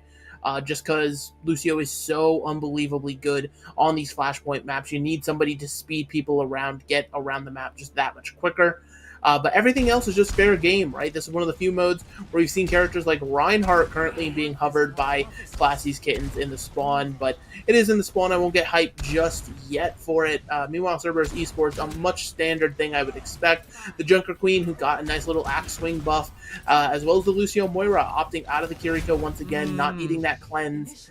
And instead just wanting to go forward, build some fast coalescence, and just have that insane amount of burst healing. But the Reinhardt is real. It left the spawn room. I'm interested to see the plan here for Classy's Kittens as Swanky. Swanky's one. Swanky is just dead. Just so dead so quickly. I mean, Alazon comes out. Clean quintuple kill there for Alazon. And Classy's Kittens just got lapped. Yeah, the Reinhardt just took too much damage before the shield went up. And so now that with that axe swing combined with the rest of the damage, able to take the Reinhardt out. And the Reinhardt really is the crux of the composition. They're the one that has to be aggressive. Everything is on the Reinhardt.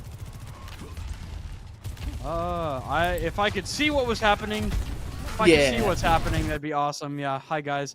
We're experiencing some technical difficulties. We'll get that figured out here soon enough. But I mean, just based off of that first fight, I mean, Classy's Kittens, the Reinhardt's not the answer. It's not gonna be the answer. He hasn't been the answer in a very long time. I do have a little bit of an update. We can kind of see what's happening right now. Cerberus Esports, they look to take this first point. Classy's Kittens did get a flip, but I mean, it's not over yet. It's at like 60% right now. Yeah, but I mean, all right, here we go. Take it away, Megalas. Yeah, that Reinhardt being given up here over to the Malga now. Classy's Kittens a little bit behind in the ult category. Meanwhile, Cerberus, they've been stacking towards 5 here, and they'll be able to invest pretty much whatever they want to win this next fight here. So Classy's Kittens really going to have an impressive sound barrier from Meek in order to try to get back into this point. All right, dueling coalescences, dueling sound barriers, and Shippy popping the overclock to try and put this fight away. We will see what can happen. Meek so low, cleaned up by Synox after the shots from Shippy, who's dealing significant amounts of damage. The Death Blossom, no good for Classy, and it will be Cerberus Esports taking the arena. Yeah, and it wouldn't even be necessarily that bad for Classy's Kittens, but Cerberus got to get the same amount of ultimates out from Classy's Kittens that they had to invest, right? It was a 3-for-3, the Overclock and the Death Blossom, and then both support ults on both sides. And so now they still have this combination of the Rampage plus the Dragon Blade to clean up this next fight here. And Classy's Kittens are going to have to get very creative about this engage. Otherwise, this Queen's just going to run all over them. Here we go. In it to the junkyard. The Dragon Blade will be pulled. Still has the dash, but booped away by Trick, and iDonut is able to, or booped away by Meek, sorry. But Synox does go down early in this fight. Meek gets the diff in the Lucio duel, and this Deadeye looking for something, anything, gonna find a lot of damage onto Alazan, who finds 2 here. This fight is far from over as long as Alazan is alive. Alazan make that 3. They lose Midnight Mirror. Alazan makes it 4. Alazan for 4 is the death. The overclock from Shippy could very well put this fight away. Shippy able to take, or not able to take it down iDonut, but Alazan gets the ace. They get the flip. Alazan for a 6th kill there, and it will be Swanky Sloth. I mean, 7 in a row for Alazan. Yeah, and that's the thing. Junker Queen's healing. It's so unbelievably impressive. That axe swing is doing so much more. Look at that, 21-0 right now. You're seeing the power of a Junker Queen when she's not countered with an Orisa in her face. But Classy's Kittens, on the up and up, right? They got some percentage on this point already, so it's not already ticking up too high or anything like that. And they're going to be able to come in with this cage fight from Swanky Sloths, being able to cut somebody off. But again, support ults already on the other side. It's going to be difficult. All right, closed casket, and Swanky Sloth with these miniguns trying to find any kind of damage. Now the cage fight from Swanky needs to be big. They're able to take down Midnight Mirror, but can they find anything else? They can. They get the kill on the Shippy. They're going to try and even this up, and Alazan trying desperately as they might to bring this fight out from the brink like they did in the last one. They alter, and it will be Classy's Kittens taking over here. Yeah, it wasn't even just necessarily one falter that happened there, right? Cerberus, they really invested heavily, both support ultimates as well as that overclock going in, and just the cage fight from Swanky Sloths is all that needed to be thrown in there. So now Meek has the sound barrier to live through either the Blade or the Rampage. You can sort of pick and choose which you want to go through here, and Classy's Kittens actually find themselves at a good advantage until that. All right, the Dragon Blade from Synox canceled out by the sound barrier. I mean, they're able to take down iDonut. This Rampage big from Alazan hits a couple there, and they're able to follow up on the damage. And the junkyard belongs to Cerberus Esports. They are at match point. Yeah, and they're cruising towards a dominant victory here. They invest both their ultimates, but they're going to have the overclock to start this next fight out. Closed casket, been on this Bastion for a minute now, and I'm going to be real, it just feels like it's a target that's getting jumped over and over again that you have to, either provide some help or support to, or potentially even swap yourself up onto something else when Synox on the Genji is in your face all the time. Only one ultimate for either side at the moment, and there is the one from iDonut. The Coalescence comes out, provides the damage, provides the healing. Shippy getting run down, takes a lot of damage, but is able to take it down. Classy with the help of Midnight Mare, and Classy's Kittens, they have the numbers, they have the damage right now. They're going to push Cerberus back for the time being, and finally, they're going to take a breath. They've got some time here on Bomb Flats. Yep, and they only threw their Coalescence in, but now Closed Casket is close towards that Bastion ultimate. The mortars can rain down from above, but, Shippy's been massive with these overclocks so far. They've been held for just the right time.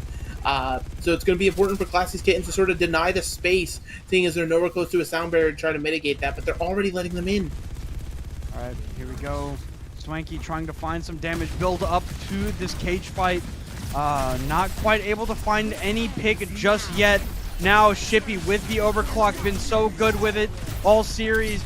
And that's just not a great sign there. They will trade out Synox for a closed casket. Classy crew able to get out alive as Swanky is in the backline lighting people on fire, squishing Alazan below the feet of the large man that is Mauga. And right now Classy's Kittens, with their tank still in this fight, have the resources to win this out. 95% is the number right now for Classy's Kittens. The Coalescence makes them so much more survivable.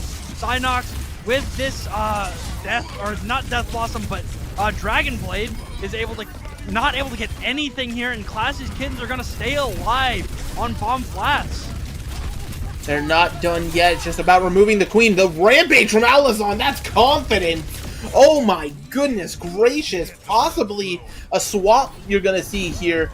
Shippy now over to the Sombra. That's already an indicator of their wanting to swap. They've decided they've had enough of the Mauga hero, and they're going to actually even lock it themselves here. If you can't beat them, join them. But heading on over to our next point, you're seeing Classy's Kittens again. They have a good ult advantage here, so as long as these ults can find impact, it should be their point for the taking. Yeah, the airstrike, trying to find some damage, finds a little bit onto Trick, but no kills there to be found. And Classy, hitting a little bit of a cute rollout there, gonna drop into the wheels form as Cerberus tries to engage. Now the Death Blossom, good for Shippy, good for so much damage into Alazan, who does not want to go down desperately, but nothing is going to stop Classy from getting that final blow, and for Classy's Kittens to get the first flip. Yeah, and they get the first flip, they invest their DPS ults and find the value that was needed. Perfect. So now they're going to have Coalescences matching, but the advantage here is for Cerberus with the Sound Barrier able to sustain whatever gets thrown at them. It's going to be difficult for Classy's Kittens to sort of out-survive this when Meek is so far away from their own barrier. Alright, here we go. The engagement coming in, and a big stomp there from a Swanky Sloth. They're going to lose Synox early, does Cerberus, but the trade is great here for Cerberus with Swanky Sloth going down, but Classy in this small room getting so much self-healing with all the damage that he is doing. Can they keep this fight alive without Swanky in the fight? Alazan just being a healing battery for Classy, and Classy builds up the Death Blossom, and despite stomping Classy in the head, Alazan is going to go down late in this fight, and at 90%, Classy basically in that small room single-handedly kept that fight and point alive for Classy's Kittens. Classy was a hero. Absolutely no other words about it on this Reaper. This might have been the adaptation needed here, as we're now tied up on Flashpoint. And it's a very interesting situation, right? Shippy has this EMP online. The question is, do you hold it to try to counter out Swanky Sloth's cage fight when it comes through? Or do you have to try to mitigate the sound barrier that Meek has now been able to build up in this time? It's a lot of decision that's going to be on the Sombra here.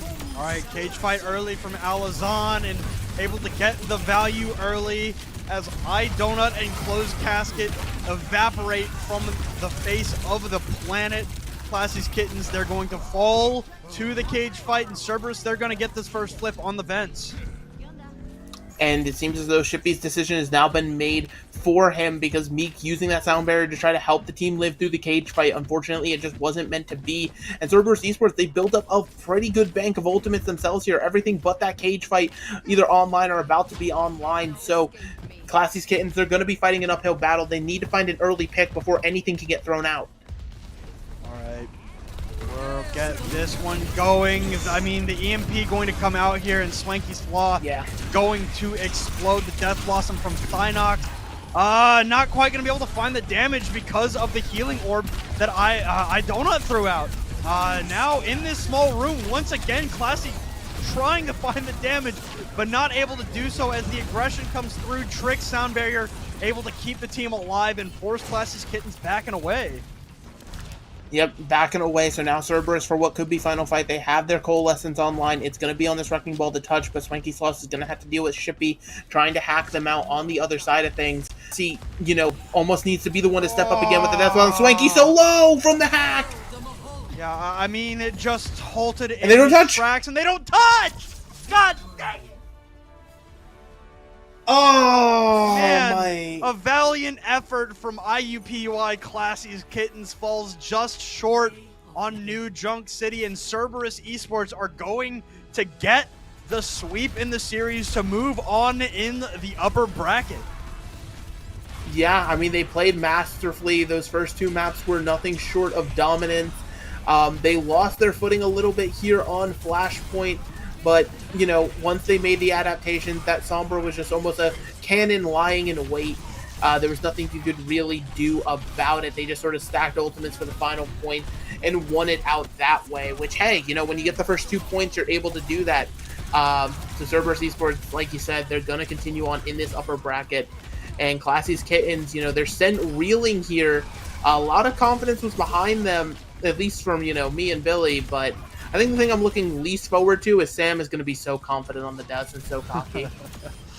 Yeah, you know, all series long we were talking about Synox and Trick, but I think, come on, Alizon, right then, you had to show that misplay right then. I wanted to talk about Alizon because, I mean, when Alizon was on the Junker Queen for the first 2 points, the entire map just kind of felt like Luffy versus Lucci, just absolutely speed blitzing the living hell out of Classy's Kittens. And I mean, you see right here the stats; they are so heavily in the favor of Cerberus Esports, but it does not tell the story of how like hard Classy's Kittens fought there on New Junk City to stay alive. You know, they fall 3-2 on that map, but I think they're going to take the confidence that they gained on that map and try to move forward, because that's all you can do, right? You're in the playoffs. This is where it ends. You have to put you just have to put your hand down on the table and just say, hey, we just got to do what we got to do. Yeah, and I mean, at the end of the day, that's all you can do, right? So, you know, beautiful win here for Cerberus Esports. A bit of another highlight to show you here. Just the Malga differential. I mean, I guess it was a Junker Queen there for quite a while for Alizon, but yeah, it just Swanky Sloth unfortunately could not stand up to the might that Alizon was dishing out, especially, you know, those early rounds. Like, the Junker Queen really was having an impact. I believe after second point, we were at 21-0 stat line in terms of eliminations. So it really is just amazing to see just great tanks like that, showing that there still can be value had and that you could control the pace of the game. It's not all DPS this day and age, and it's not even necessarily even reliant on the Orisa. So nice to see. Yeah. What's nice to see is how little Orisa that we saw tonight. A nice little break from our little golden horse. But yeah, I mean, there were just so many great plays from Cerberus Esports in this win. And, you know, Classy's Kittens had their fair share of great plays. Classy in that small room all alone with just the lifesteal and a dream. And I mean, did so much to build up that Death Blossom and stay alive. And you saw Swanky on map number 1 on the Venture with a 4K. And I mean, there's some good things that we saw from Classy's Kittens that they could build upon moving forward. I would love to see a team try and build upon, you know, a potential Venture composition, right? Mm-hmm. Where, you know, the synergy is really there and clicking. And I really look forward to seeing what Classy's Kittens is going to be able to do in that lower bracket. But Megalas, you have anything else to bring up here before we head out? No. Again, just phenomenal fight from Cerberus. You know, they still have that dog in them. I mean, to be fair, it was a dog versus a cat. I feel like we should have predicted this. You know what I mean? I feel silly for going with the Kittens, but yeah, I mean, just phenomenal match from them, and they deserve to continue on in this bracket. Yeah, so Cerberus Esports 3-0 over IUPUI Classy's Kittens is our final scoreline. And with that, we will head back to our desk where I'm sure everyone's going to get an earful from Sam. That's where you do the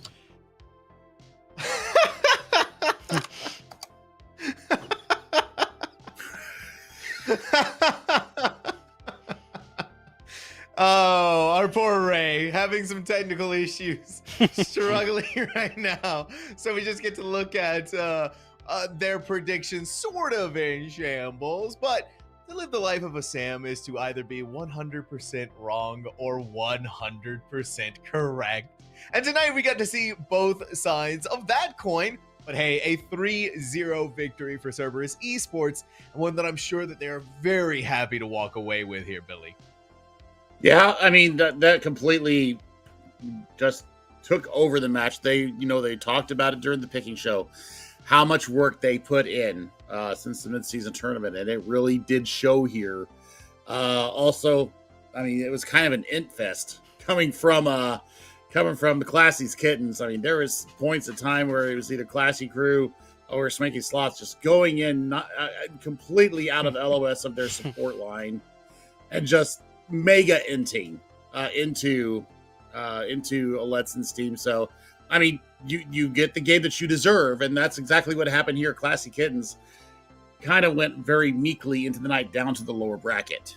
Yeah, it was a weird performance from them tonight, honestly, Headrammer. It felt very out of character for them, especially with what we know they've been through, what they've been able to accomplish.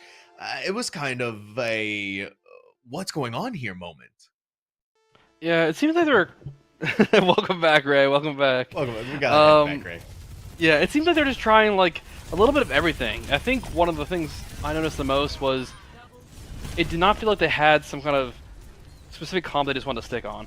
They were swapped between the ball, we had a little bit of the what's it called, Malga there towards the end. We have the Orisa here at the start, and I'm all for counterpicking stuff like that, but it really just didn't feel like they had a cohesive idea of how they wanted to play. And maybe it's because some of the meta's a little bit in flux right now, or maybe because their team does prefer playing a little more of the off meta picks. And we see this one, it's like he sloughed off the map there. They were getting their stuff together a little bit towards that last map there, but something just didn't quite go their way. No, it didn't, Ray. That felt like for the Classy's Kittens, it was a ongoing struggle. We did get to see some of that fight starting in Midtown, translated into New Junk City. But from the moment it felt like almost in its entirety, Cerberus Esports knew what was going to happen. I don't think we have Ray. Are you guys? No one's hearing Ray, right? No, I'm okay. I'm not going crazy. Okay, thank goodness. Here, I just want to read something off. Oh no! Okay. There we go. There we go. Hey, we got Ray. I thought we were saved. What I was saying was, wow. Looking at that final map, right, on Flashpoint, I actually thought they played the Malgamir pretty well into IUPUI. I mean, into Cerberus. So it's like, at that point, I feel like they should have maybe looked at that comp to begin with, because Malga's still a pretty strong tank right now. Yes, maybe Orisa's taking over the game a little bit, but they got it to a point where they forced Cerberus to mirror them in the Malga. Yeah, it's true. And I mean, I think no better example of this too, though, is Classy Crew on the Reaper. I was showing up in a really big way. A lot of moments saved by this team, but it was just Cerberus Esports having so many more moments of grandeur that it never really felt like they had fallen off to the wayside.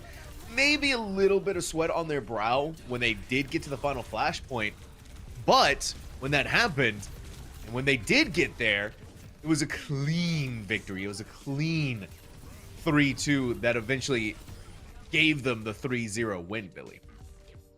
Yeah, I mean, I'm looking, at the sample size that we've had across different competitions, and here's a recap of how we got to where we are. It just felt disjointed. It felt like they didn't. I think I agree with Alex a lot here, is that they just didn't have a clear blueprint to victory. They were trying to see what would stick and what wouldn't. And I mean, you can be a jokester, you can joke around a lot, but I mean, when you get in the game, you got to have a definite plan. And I think that was just something that was completely lacking from IUPUI tonight. So, I mean, we didn't see the DDoS attack. We didn't see the 4v5 happen. So, I mean, maybe their computer science majors need to study the books a little bit more to be able to get inside past those firewalls. Oof, Billy. Well, maybe they need to be hitting the books. Don't talk about sponsored by science NordVPN. majors like that, okay? Listen, it's almost the end of the semester, okay? They need to be getting down to the wire because finals are coming up. That much I am sure of. But what we are very, very sure of is the 3-0 victory for Cerberus Esports, and what we are also very sure of is our MVP for this evening. And again, it goes to the DPS once more. This time around, though, it is going to be Shippy. Shippy played a mean Sombra and a devastating Sojourn. Switching back and forth between the two, we saw a lot of looks on that on Nepal, and we saw a lot of those looks on Midtown and New Junk City as well. But the way that they were dominating the map a lot of the times, a lot of these fights were going into the favor of Cerberus Esports just based purely on their efforts alone, Ray. Yeah, okay, to me, like, I'm not saying like this is what Shippy is, but let's say, generally speaking, Shippy likes to play hit scans because we saw them playing Sojourn to begin with. The fact that your hit scan has the ability to flex over to a Sombra is actually a big deal because it gives you that much more options when it comes to your comps. Like, for example, in Overwatch League, it's not like you're Kai, where Kai's only going to play hit scans. Like, Kai's not going to go over to Sombra. Like, so it just opens up a lot of great opportunities. The fact that Shippy can be so flexible even on that role. Flexibility is key, Billy. Not just sticking to one role, not just sticking to one specific niche inside of that role, but being able to show your breadth and understanding of the game on what is essentially two polar ends of the DPS hero pool, in my opinion. I mean, look, adaptability is something that I've been harping on for the past 4 seasons now here in Overwatch 2. You have to be able to recognize on the fly what is and what isn't going to work. Counterpicking has become at a premium, and being able to recognize when you can, flex to the different roles. I kind of throw Sombra into that mosquito category with Genji and Tracer. So, for me, seeing them be able to do that so seamlessly and have high impact with their ultimates, whether it be the overclock, whether it be the EMP, and the focus fire too, that you see from the call, from the manual hack, you see them turning and taking the hack target down. I mean, that's why they're the MVP. And I think that's why the squad has been able to really turn around from what was, kind of a okay start to their season. Now they're looking like it's finally, they're in cruise control, heading towards, maybe a really good finish here in the NA Grandmaster tier. It really is crazy head rammer to see the improvements from Cerberus Esports, to see the improvements that Shippy has made, and sort of the synergy that we're getting out of this team as well. And the performance tonight feels like a clear indicator of that happening. And not only that, but I mean, the grudge has been accomplished. They not only won the match, they won it 3-0. There was a complete clean sweep. Yeah, it felt like they were in control pretty much the entire series. There was obviously a little bit of the falter on the Flashpoint map where we had Classic Crews fighting back a little bit, but they were in control the entire time. And I feel like it's best stated here by what. Let me read this thing from Twitch chat here real quick. I know it's usually a source of inspiration for many of us here. I've seen Synox play. He doesn't even use a monitor. He visualizes the map in detailed rendering, completely in his mind. He has a biological wall hack. His godlike perception highlights all enemies within light years. His eyes are closed. His mouse moves gracefully across the table, making immaculate twitches as he flicks from head to head. The bullets that escape his gun barrel are surgical, each making a deadly strike in between his opponent's eyes. That's who they were dealing with. We just cut there. That's our outro monologue. I got nothing. Okay, look, I'm all I'm gonna say is I smelt revenge in the air, and I know I didn't get the score right, but I had a feeling Cerberus would get their revenge tonight. You know who did get their score right, Ray? I did. It's okay. It makes up for that dud of the first preview. Yeah. Hey, like I said, you weren't here for it, but I'm either 100% wrong or 100% right, and hey, I was both tonight, so I'm okay with You're that. You're perfectly mid.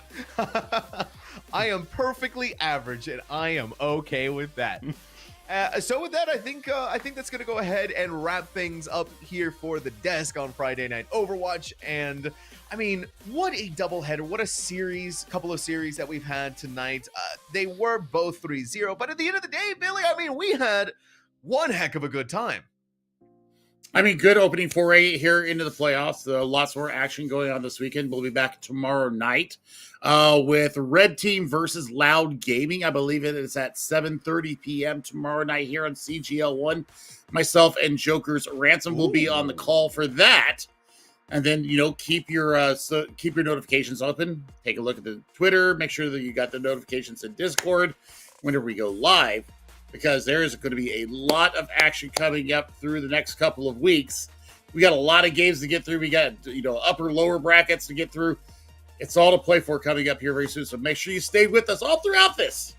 The action's only heating up, Ray, and it's only going to get more intense as we get deeper and deeper into the bracket. Couldn't agree with you more. So many great matchups are going to be happening as we progress through these brackets and through these tournaments. I can't wait to see it all unfold in the coming weeks. So keep your eyes out for the pings, for our Twitch notifications, and be ready to witness some great Overwatch. And Headrammer, any final closing statements, any monologues that you wish to walk us through again? Mr. Ona. Yeah, no more monologues. Just report your scores, get your matches scheduled, and we'll stream as much as we can. I think we have another EU game we're scheduling too.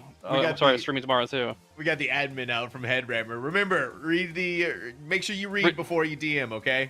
Read the rule set, unlike Sam. So please, please make sure you read the rule set. Reading. Shots fired. I'm not only not only am I a desk host, but I'm a play-by-play caster, so my one brain cell is really fighting hard right now. We're gonna make Sam play Overwatch on our next stream, and we're gonna cast it as we go through. Anyways, thank you all so much for watching, everyone. Once again, make sure you listen to Billy's advice. Hit the follow button, hit the notification bell, hit everything. Follow us on all the socials, because you do not want to miss all of the exciting action that is not only happening every Friday night, but is happening throughout the week, and including the matchup that, well, guess what? Chef Billy is going to be casting tomorrow. From all of us here at CGL, and of course a big thank you to our casters that we've had tonight, to our behind-the-scenes production staff, and our observers for making us look, sound, and giving us all of the amazing gameplay that we could ever want and hope for. Big thank you to them. Of course, a big thank you to you for watching, for whom without all of this, it would just be pointless. Once again, we will see all of you on the next broadcast.